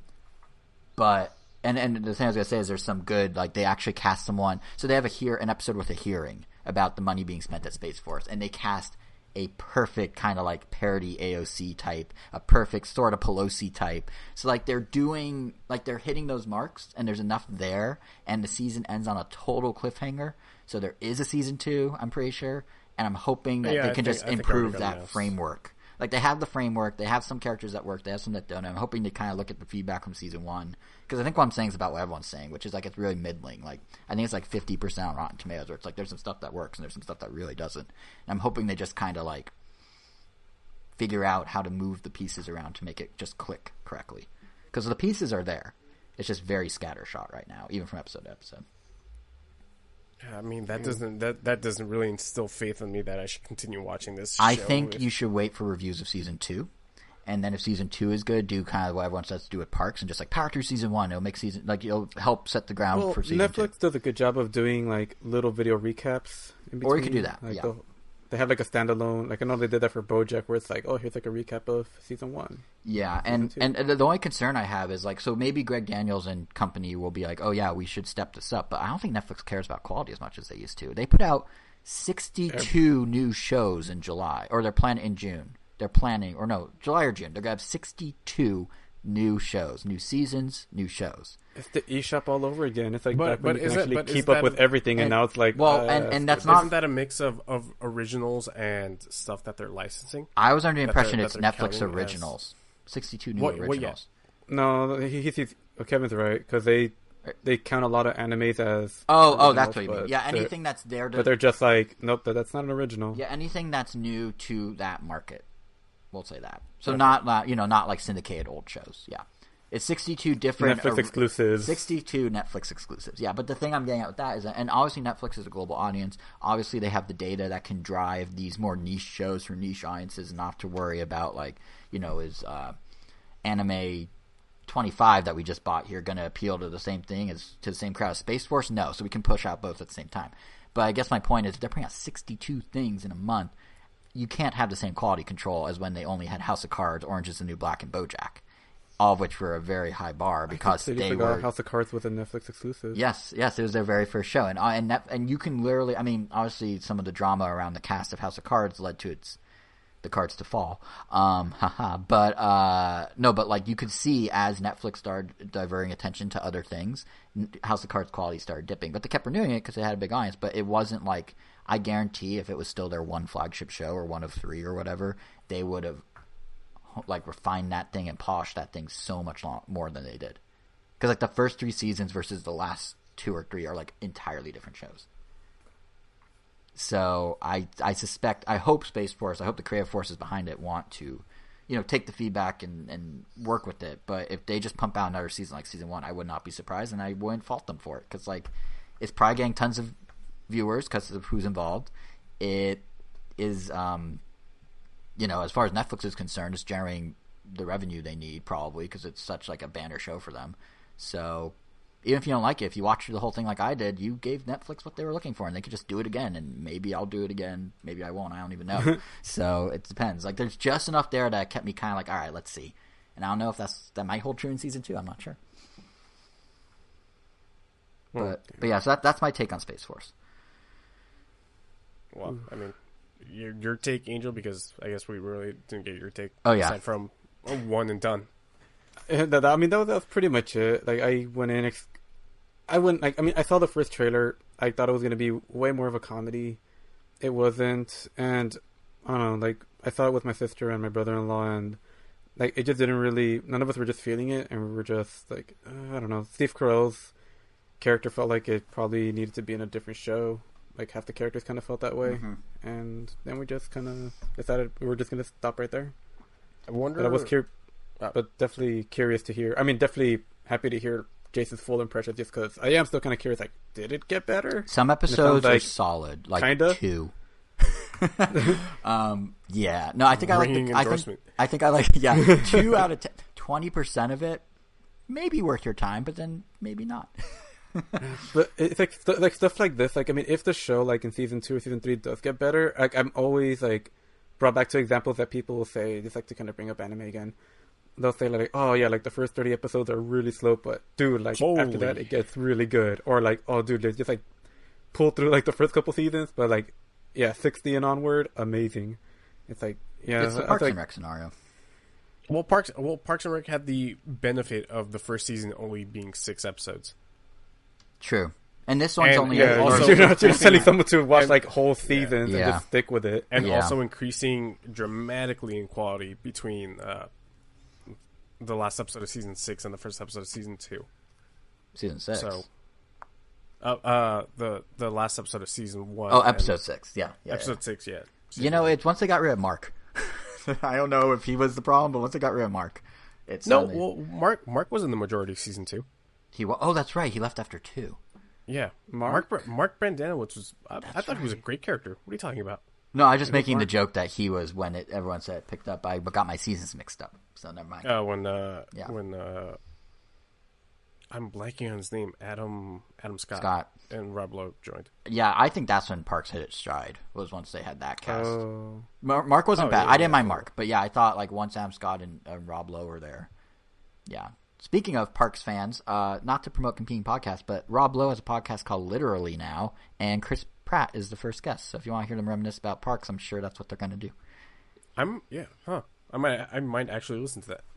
Yeah, it's gotta support our fellow startup podcasters. Rob Lowe's first show. We've been doing this forever. We're the Rob Lowe's of podcasting, and he's the us. I miss Rob Lowe and Moonbeam City. I wish that show got a second season. I thought it got 2. It was only 1. No, it's just 1. Just 1. Maybe we'll talk about it in another episode. What were you gonna say, now, Kevin? be honest, Jason. Would you have listened to Literally if he wasn't on Conan's podcast network yet? No. I might have. I wouldn't have known about it because they're not promoting it very strongly. But I probably would have for the Chris Pratt Rob Lowe combo because I love. So when there's a comedy I really like, specifically comedies, I feel like, and the cast really clicks.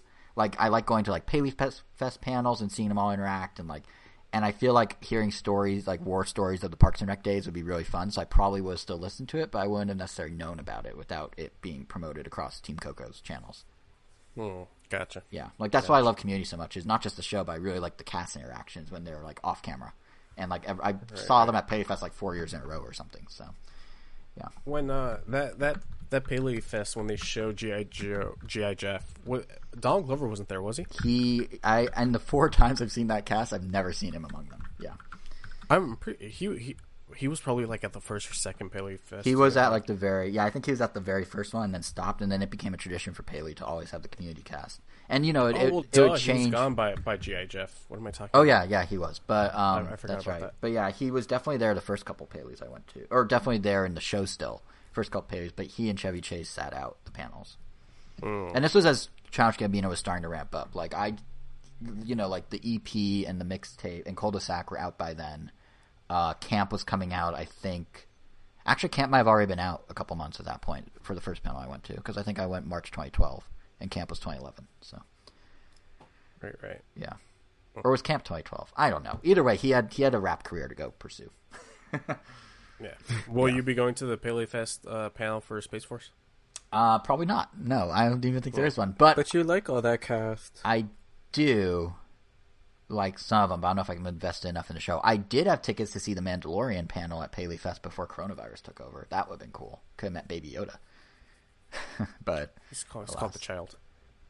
I haven't seen it. I know, it is called The Child. I just know called The Child. People call him The Child. Officially, yeah. And something about a Darksaber, I don't know. I don't like Star Wars. Well, that could have been a spoiler. Well, sorry, anyone who hasn't seen Mandalorian, spoiler. That was literally like the final shot of season 1. Oh.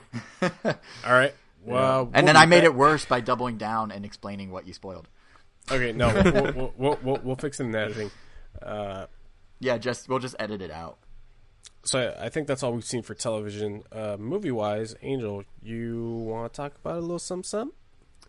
Yeah, so I went to this movie thinking it was going to be, like a wholesome, like Ghibli animated film, but it was just straight up porn. Wait, what? What movie are you talking about? What movie are you talking about here? Yeah, I didn't science research for research purposes, please. I didn't realize I was watching porn. Airplane porn, to be exact. I'm sorry, what? So, is this like the movie, graphic JJ the jet plane? I don't understand.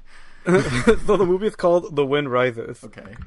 And The Wind Rises. Compared to other Ghibli films, it's just a very interesting approach to how this movie came about, because it's a historical fiction based on the life of who was it, Jiro Hirokoshi, he is a airplane engineer. So like he had this dream of becoming a pilot that didn't really pan out. They became an engineer, and true to Ghibli, like the same way they gave you so much detail in food and that kind of stuff, they do that with airplanes. But the movie is about airplanes, so you see them like up close. You see pretty much every single like gear moving. It's amazing, like just the amount of animated detail that's in there.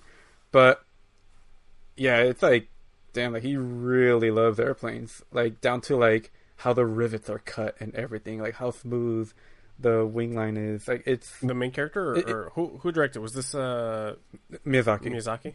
Okay. Yeah, so this is a Miyazaki film. So this is more this close. This is more Grave of the Fireflies and less Ponyo, right? It's more in terms of tone. It's more Porco Rosso and less Ponyo, because Porco Rosso also happens to be a movie about airplanes. Or it's more grounded. I mean, there's like no actual like airplane pun. It's more grounded. Yeah, that's what I meant. It's more grounded, like. Oh yeah, but it's not depressing. Yeah. Well, I guess it can. Is no one aware you keep making the same airplane pun? Grounded. Next, you'll be like, and at one point in the movie, it really takes off. But anyway, continue.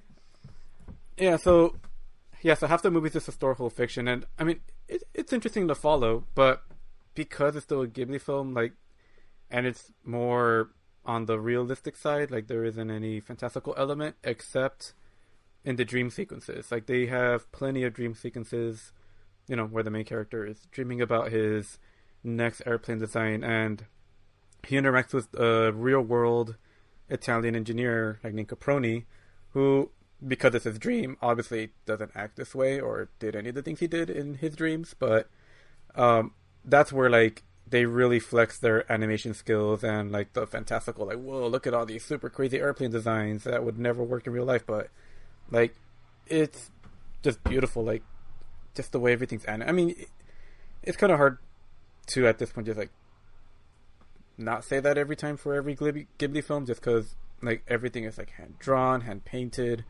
It's like a lost art that I'm glad someone is still doing like consistently. And as I say that, Ghibli announced their first CG film, so that's going to be interesting how that turns out. I did see that. I mean screenshots. I mean, it looks really nice, and they haven't, but recently Japan has been pumping out these CG films that look really, really good.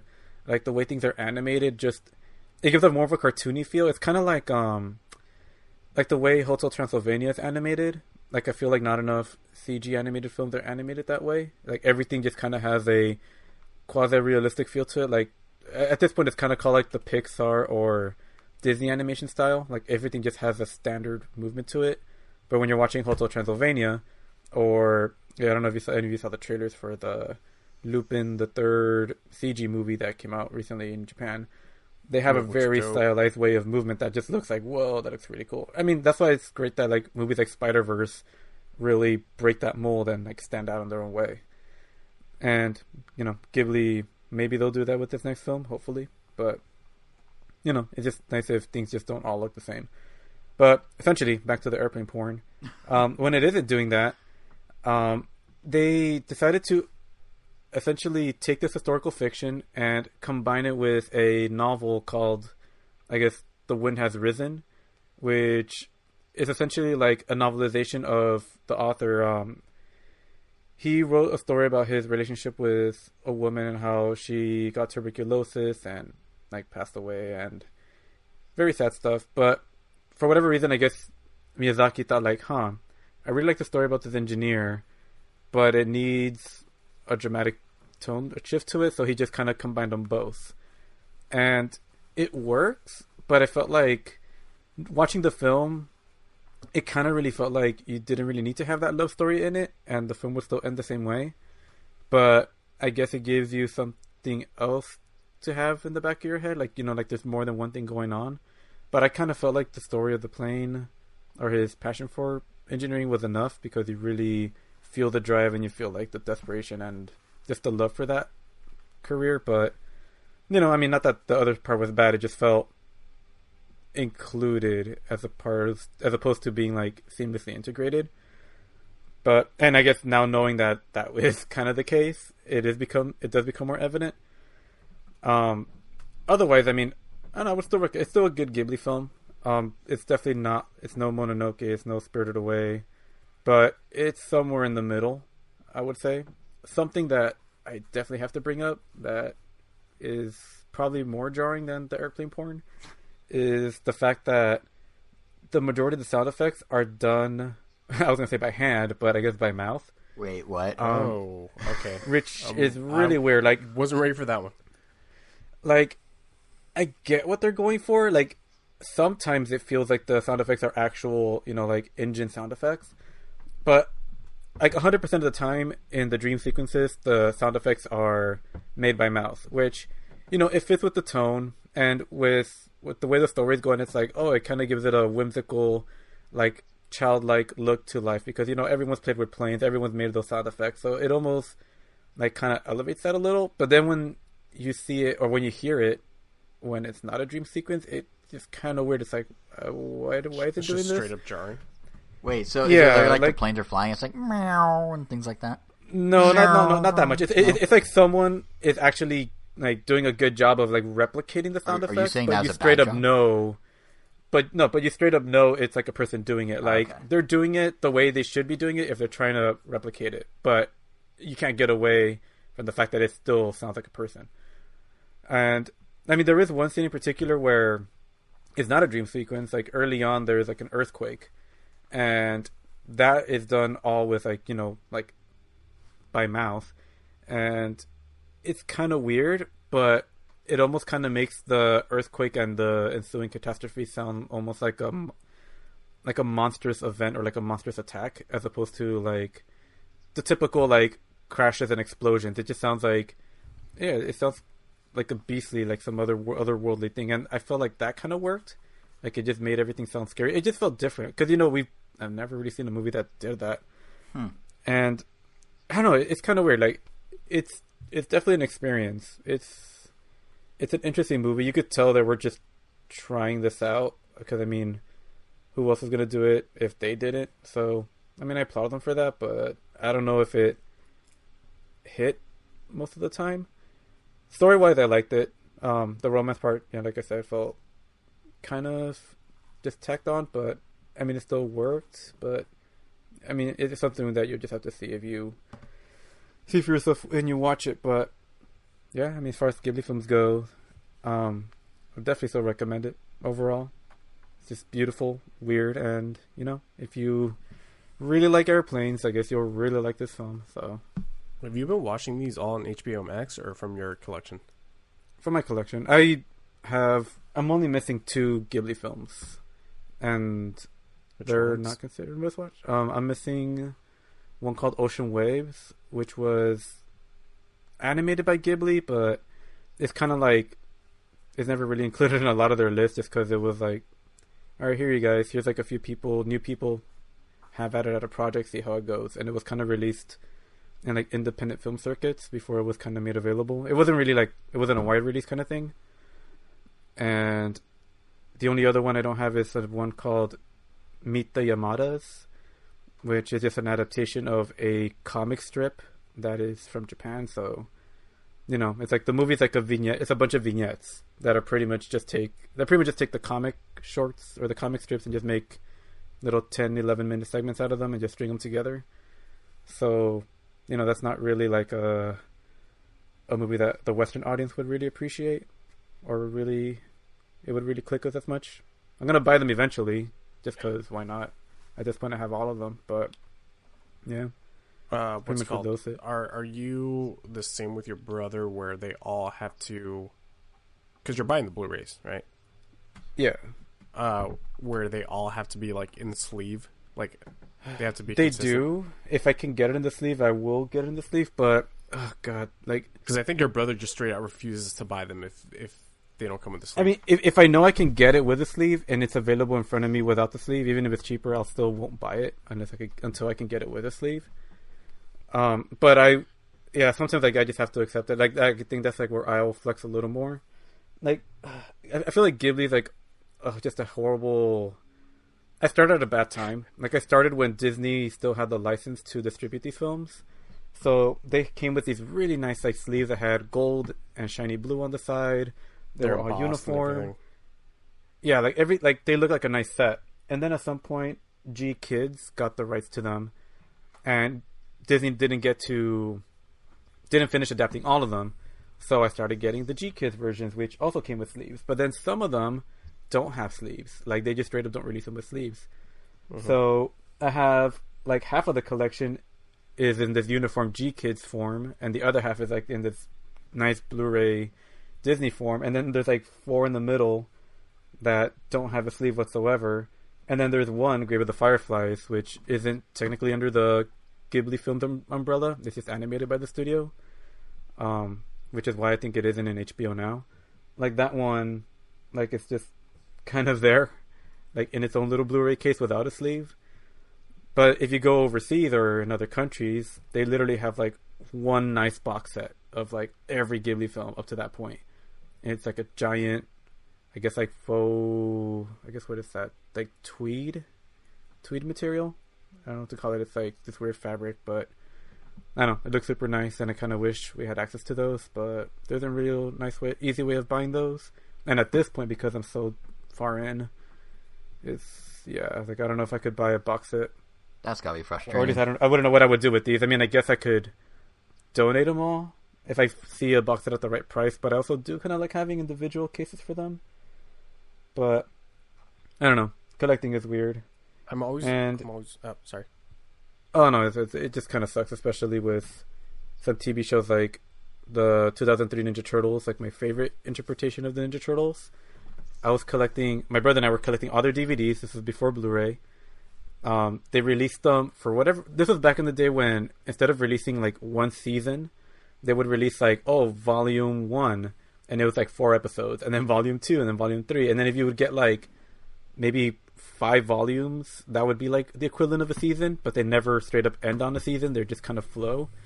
And then at some point, once they finished going through like 12 of these volumes, where the spines drew out the Ninja Turtles, they decided to completely drop that, and then they just went, here is Monsters and Mayhem, volume 2.1, then volume 2. They started going on this weird decimal system. Oh God. And you would have to like look up like, all right, do I actually have the whole season? Okay, I have to get these, and these, because they weren't labeled as like a whole consistent thing. It was just like random numbers. And then at some point, they actually released a season 4, not a 1, 2, 3, just a straight up season 4. And it was just like, okay, cool. Are they going to release 1, 2, and 3 so I could not have this mess? And they're like, nope.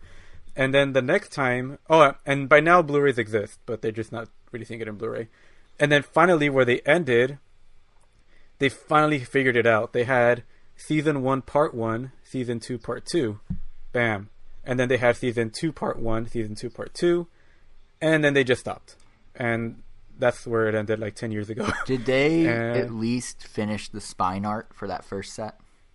Or do you have like half finished Turtles? They at least finished. Yeah, they did at least finish the spine art, but it's like finally when they have it right, so I could actually own the whole series in DVD. They just abruptly stopped. Right, It was the most frustrating thing ever. And now we're just stuck with like a crap ton of DVDs with like no cohesive collection. At least like the 80s Ninja Turtle or the 90s Ninja Turtle show did finish. They also did start with the same weird like volume 1. Well, they split the seasons into way too many volumes until towards the end they finally just gave you one box that was one season. Mm-hmm.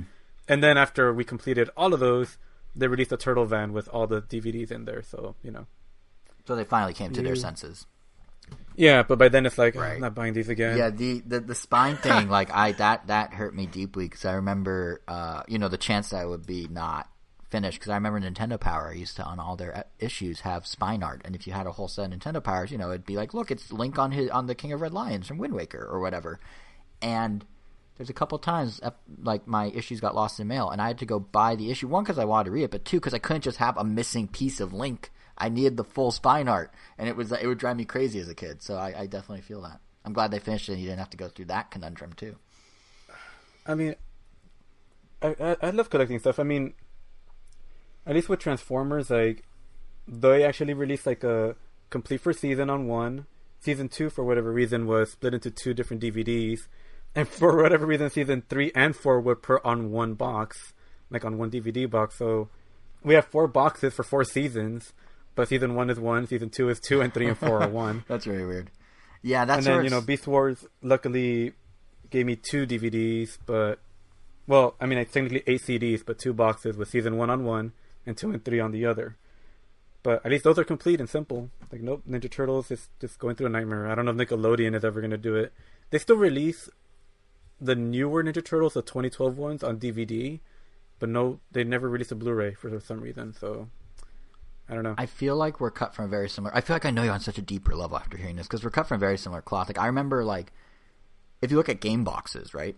Like, PlayStation does it, Xbox does it, Switch or Nintendo does it, where, like, they have a standard style that the spine should be. So when you have a row of games, they all have, like, either they all put their logo, or they all put it in plain text, or they all have the Switch logo up top, or the publisher logo at the bottom, or, whatever it is.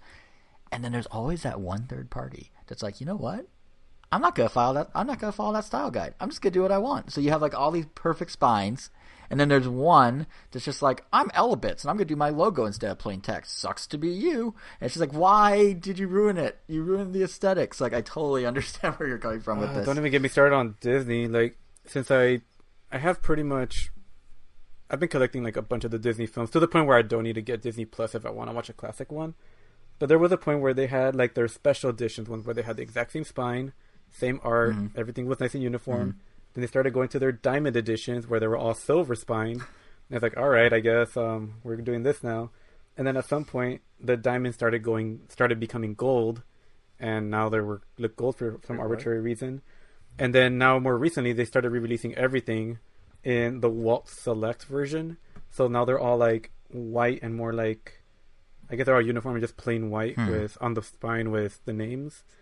So, but did they put every movie in every form, so to speak? Like, did every movie exist in each of those spines? Like, could you have had a full set and then they're just refreshing the set each time? Or is it like 2/3 of their movies are one spine and they're like, just kidding, here's a silver spine now? Well, they never get through the whole collection before they reset.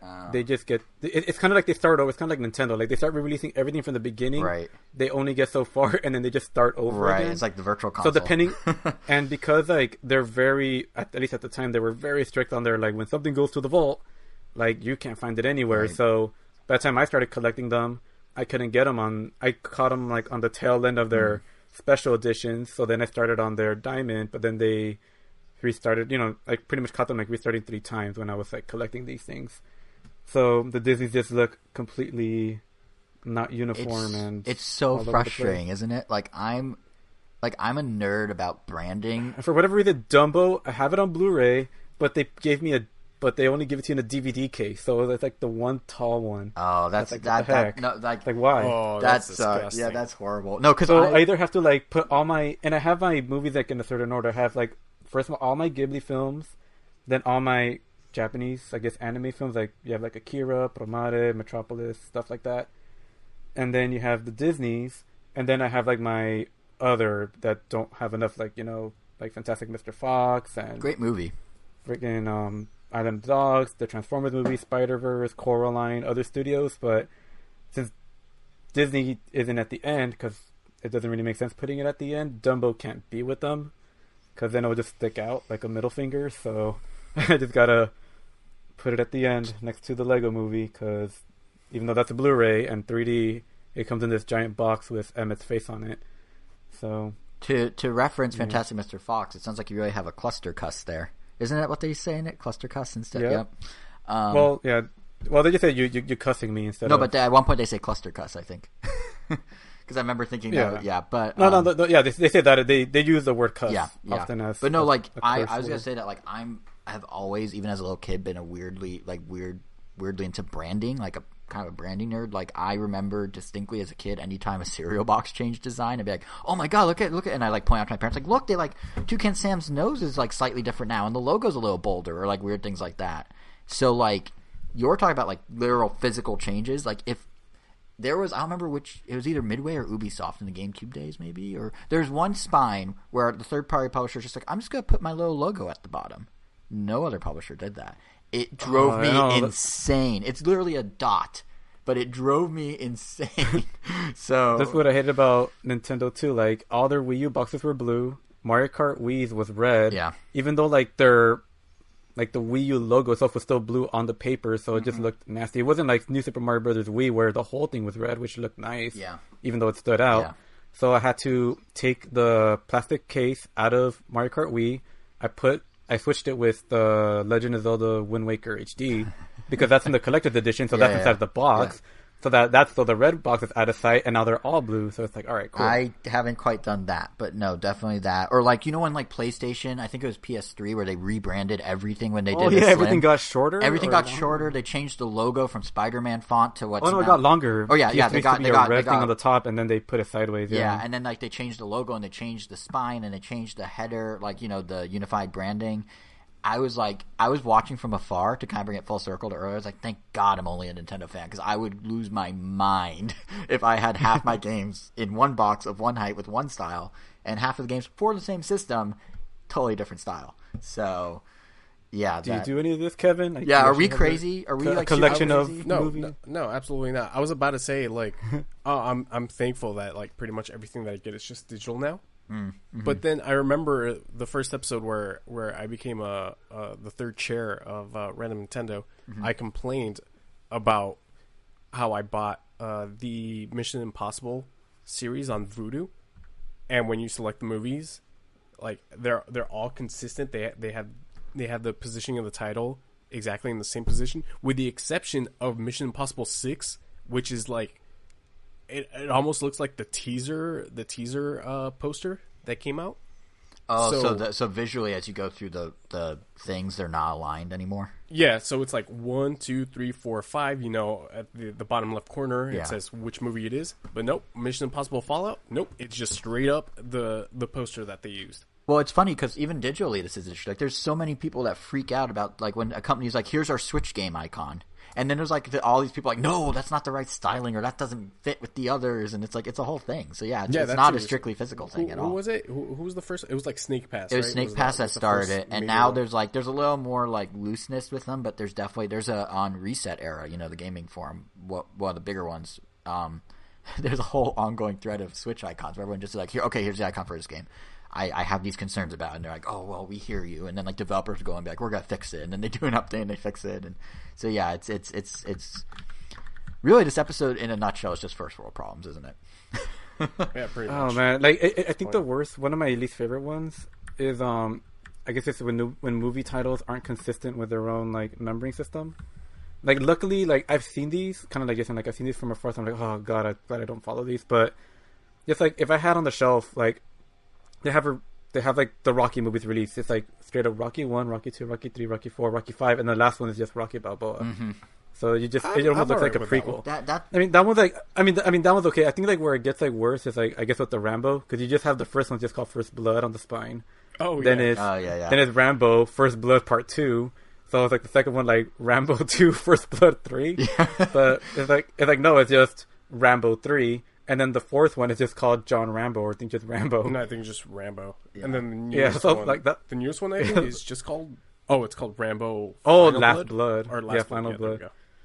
Yeah, so that was just all over the place. Yeah. But, I also aired my grievance about that with the Zero Escape series. The first one was 999. Then it was Zero Escape: Virtue's Last Reward, and then Zero Time Dilemma. To be fair, I think they re-released 999. And put 0. I think they stuck it in front.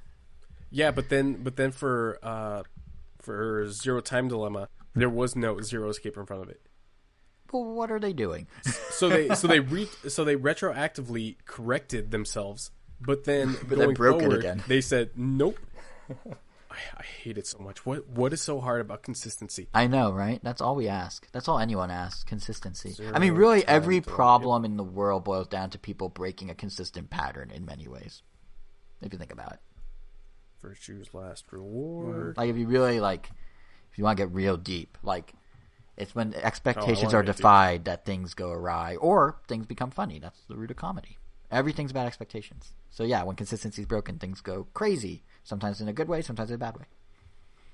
I'll get off my soapbox. No, it's fine. It's funny because like all this like also applies to like figures as well, and like how they're packaged, and when they decide to change the packaging. Oh, like when Amiibo changed their packaging. By the way, congrats to our Amiibo giveaway winner, Tyler. Oh yeah, but congrats, Tyler. You get 15 randomly assorted Amiibo. You get 15 random Nintendo Amiibo. The fact they're still in their box is crazy. You're gonna get a big box in the mail. Or are you sending them on individually? Please send them individually as a drip fee, like as like a trickle for like the next like 15 months, like one a month. Like it's like a loot box, but no. It literally is like a loot box because you don't know which ones you're getting. No, he's gonna get them individually. It's just gonna take me around how long was it? 2 years? No.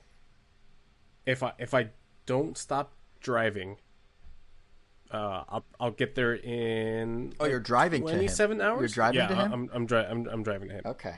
I don't think he knows that. He's gonna be very surprised and confused. It's gonna be very surprised, especially when I'm tired and ask him to crash on his couch. To crash on his couch. Yeah. Sorry, Tyler. And then ask if he has any Monster Energy drinks and or donuts. Yeah. Exactly. Yep. Okay. Anything else we want to talk about, John? I guess I just want to mention this YouTube channel now, just because I don't really know when I will, because it's not really a big thing to bring up, but something I discovered recently. I don't know if you guys have ever heard of World Record Progression. I don't even know if that's the name of the YouTube channel, but that's their consistent title across other videos. I have not heard it. I would recommend watching some, at least to the games that are relevant to you. Like Jason, you would enjoy watching like their Donkey Kong 64, Mario Kart 64, anything Mario related. Mm-hmm. But essentially, I love that they kind of take a mini documentary series on how the world record progresses throughout the lifetime of a game, and they're edited in like a very old timey like PBS documentary format. Is it Something Salt? Feels like... Is that the channel? What? Something Salt? Maybe, but you'll know it's them just because it says World Record Progression in like white 8-bit font. Oh, okay, yeah, so it is, guys. The history of Castlevania World Records. World Record Progression, Sonic Adventure 2 Battle. Okay, well. Honestly, that sounds really cool. Because like King of Kong's a really good documentary. That's basically about the same thing. Love the King of Kong. So these are great because they kind of touch on the history of just like when the game came out, like, you know, like how long it took to beat it, and then when people started beating it, you know, like for speed running, and then he'll talk about the different, like you learn so much about just the speed running culture that almost makes you appreciate a lot more because, you know, sometimes they'll have, like, there's a Portal one where they have out-of-bound runs where you're allowed to break the boundaries of the game and pretty much skip to the end of the level, or there's one where you're forced to stay inbounds and use different mechanics to beat it. And then there's games like Donkey Kong 64 that people thought that game was fully optimized at one point, but then they discovered, like, whoa, there's actually a way to beat it without collecting any of the bananas. Wait, what? And then the whole game's about collecting. How on earth? And then the record started, like, climbing, and then they figured out that you could actually beat it without getting a certain number of golden bananas. And pretty much they got to the point where the game, I think, was you could beat it in, like, under an hour or, like, 30-something minutes. How long are these documentaries? They range from, like, 5 to 10 to 12 minutes, so they're pretty short. Okay, that's not bad. But I love how, like, they use a lot of footage from, like, the streamers, because a lot of these people, like, stream their world records live, or they have them recorded, and you see their reaction when they finally beat it, and because at that point you know how long it took or how long the record was held, and even if it's by milliseconds, like the one on Mario Kart, and how they have to, like, go for, like, this very specific trick at the beginning of the finish line, and how it was like a 1 in like 60 chance of happening, and someone pulled it off 3 times in a row, and out of like thousands and thousands and thousands of attempts, makes it feel like, damn, like no one's ever gonna beat that. And it's crazy because it's pretty much accomplishments that in our circle, even in our circle, like, I mean, I thought I kept up with this kind of stuff. Like, they're really big deals, but they're also like could be completely unheard of, and you might never even know that was even a thing. It's almost like I discovered a whole new world that I never existed. I don't know. That sounds cool. You could be sitting next to the world record holder of Donkey Kong 64 at Rubio's and have no idea. Basically. No, but that actually sounds really cool. What? What's Rubio's? Mexican restaurant, like fast casual Mexican, like a Chipotle competitor kind of store, but with an emphasis on seafood. Oh, Chipotle actually sounds. It's like Baja Fresh, if you know Baja Fresh. Oh, okay. Yeah. Oh, so, yeah, so Rubio's. Yeah, Rubio's. I was like, what on earth are you? Maybe you're tired. I don't know. Yeah, so you feel like, just wanting to have something on like in the background while you work on something. I think those are really cool to watch just because, get some feedback on the game, especially the Sonic Adventure 2, like the kind of skips they had to do. And like, I love that there's like, a lot of these skips get like their own nicknames. So there's like a level in Sonic Adventure 2 called Crazy Gadget. And that level revolves around like flipping the gravity so that when you're on the ceiling at some point, then you're on the sides. And someone figured out that when you flip the gravity a certain way, you could jump up high enough to get to the next area so that you're pretty much falling down through the whole level so that you're not actually playing it correctly and you skip a lot of the game. So that was called like the Crazy Gadget skip. But then someone figured out an even harder way to skip that skip, so they called it the Crazy Gadget skip, and then they just use the acronyms for it. But I don't know, it's cool just how people discover these things and how all that evolves. But exploit culture, essentially. Game exploit culture, literally. I should specify. Oh yeah, and kind of like tangential, but I know like IGN I think has a series where they have like developers of the game watching like the World Record speedrunners. Oh, that's cool. So it's really fun just hearing their commentary on like, oh man, we should have found that. Like it's pretty much just like really cool. Them feeling bad about all these exploits, like, oh my god, like we left that in. And other times they're like, oh, okay, cool, like we knew that was in there, but we did, like you kind of hear that instead that they didn't have enough time to fix that. It's like, oh, well, luckily it's only for speed running, but yeah. Yeah, and there's also instances where the one that I was really invested in that I actually saw a part of it with my mom because she was really interested in watching it was my mom doesn't care about video games at all, but the one that was interesting was the Half-Life 2 one where they knew about like obviously like the exploits that players would take, but then they were like decide like, oh, should we leave that in there for the speedrunning community? Like it's always funny when how they like grill each other too, like the developers. Like there's a part where the speedrunner just skipped a huge chunk of Half-Life 2, and then one of the developers was like, oh man, I can't believe that they skipped the part that you worked on, that's so embarrassing. and then immediately the guy would skip the part that the other guy was working on.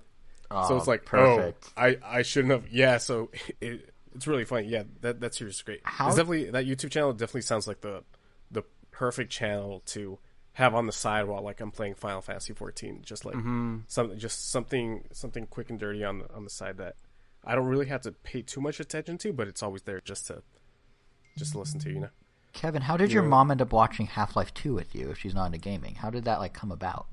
Well, she I think the run was like, I don't remember how long it was. I think it might have been like an hour 30, but she only stuck around for like maybe 10, 15 minutes because like I was explaining to her like, oh, the guys talking are the guys that made the game. Basically what you obviously had to like simplify everything for her. Like, oh yeah, these are the guys that made the story, or not the story, that made the game, right? And they're seeing people break their game, and she was like, aren't they upset by that? I'm like, no, it's just I guess there is an intrinsic drama that can come with it. Yeah, absolutely. But like the fact that she was interested in that it's funny. Speedrunning's, I'm always conflicted on the speedrunning community, especially the tool assisted speedrunning community.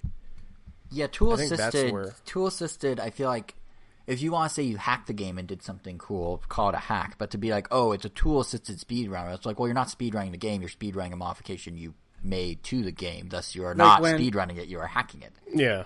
I mean, the way they describe tool-assisted speedruns, I guess, in this series, I mean, it sounds like a tool that you really appreciate just because they pretty much show you, like, oh, this is what it would look like optimized, like, with perfect inputs and everything. So then people know, like, all right, so that miracle, like, getting as close to that time is, like, the goal. But then in some of these instances, they actually beat the tool-assisted time because they discovered some other things that made it even more possible that the tool-assisted couldn't really replicate. Right. I mean, I guess there's always that human element, but... yeah, which is really cool. But yeah, when they actually use that, or this infamous cheaters that stitch their run together because that's where it's not cool anymore. But then there's other people that like put it out there like, oh, this is a stitched run, but just to show you, this is what it would look like. This is what a perfect run would look like. And then it gives people like a bar, so they know. Was it like an accurate bar? I mean, I guess in a way it is, but... It's just a bar. Like, I mean, like, if you're hitting... it's like, it's a milestone. I guess. Okay. Right. Well, I guess that'll do it for this episode then, unless anybody... All I'm going to say is it's fitting that the speedrunning topic was the shortest topic of the episode. Yeah, kind of. Yeah. Kind of. And just like as usual, we just hit, well, on my side, we just hit an hour and 59 minutes. Same. Yeah, I'm loving that these episodes are at a consistent... yeah, they're right there with the regular... Consistent runtime. They're at the runtimes of basically the regular RAM Nintendo 2, which is kind of cool. That we have, this much other stuff to talk about. Yeah. So, thanks for joining us. Let us know what you thought about this episode, either in the comments or on our Twitter, at Random Nintendo. Subscribe to the podcast on Spotify, Apple Podcasts, Pandora, Google Podcasts, whatever podcast tickles your fancy. Podcast app. And then YouTube, we are randomnintendo.com. I had to plug that on my my buddy's stream yesterday. Don't know if we got any hits, but, Plug's a plug, thank you. Plug's a plug. Follow us individually on our Twitter accounts. Jason is JSR7. Angel is Weiro. Did I pronounce that right? Weiro? Yep. Weiro _O, WEIRO_O. I am Kevin Gomi on Twitter. With no vowels. Yeah. Well, yeah, Kevin with no vowels. Gomi definitely has... Gomi is a majority of vowels. That's true. So half vowel. 50-50. Wait. Half vowel? Half your name is vowels and half of it isn't. Kevin Gomez, or Gomi, but Kevin doesn't and Gomi does. Oh, that way. I thought you were actually... I'm not doing the math. I'm not doing the math that fast. No, it's too early in the morning for that. I say at 11 a.m. Nearly noon. Yeah, it's about to be noon in 6 minutes. Jesus. Yeah. Well, vaya con Dios. Oh, God. All right, well, with that... Was that the final word? I guess it was. If you want to do that again, Angel. With more flair. I watched Breakpoint recently. The way Keanu says that. Point Break. It's crazy. Yeah, Point Break. What did I say? Breakpoint. Breakpoint. Breakpoint. Yeah, Point Break, yeah. Vaya con Dios.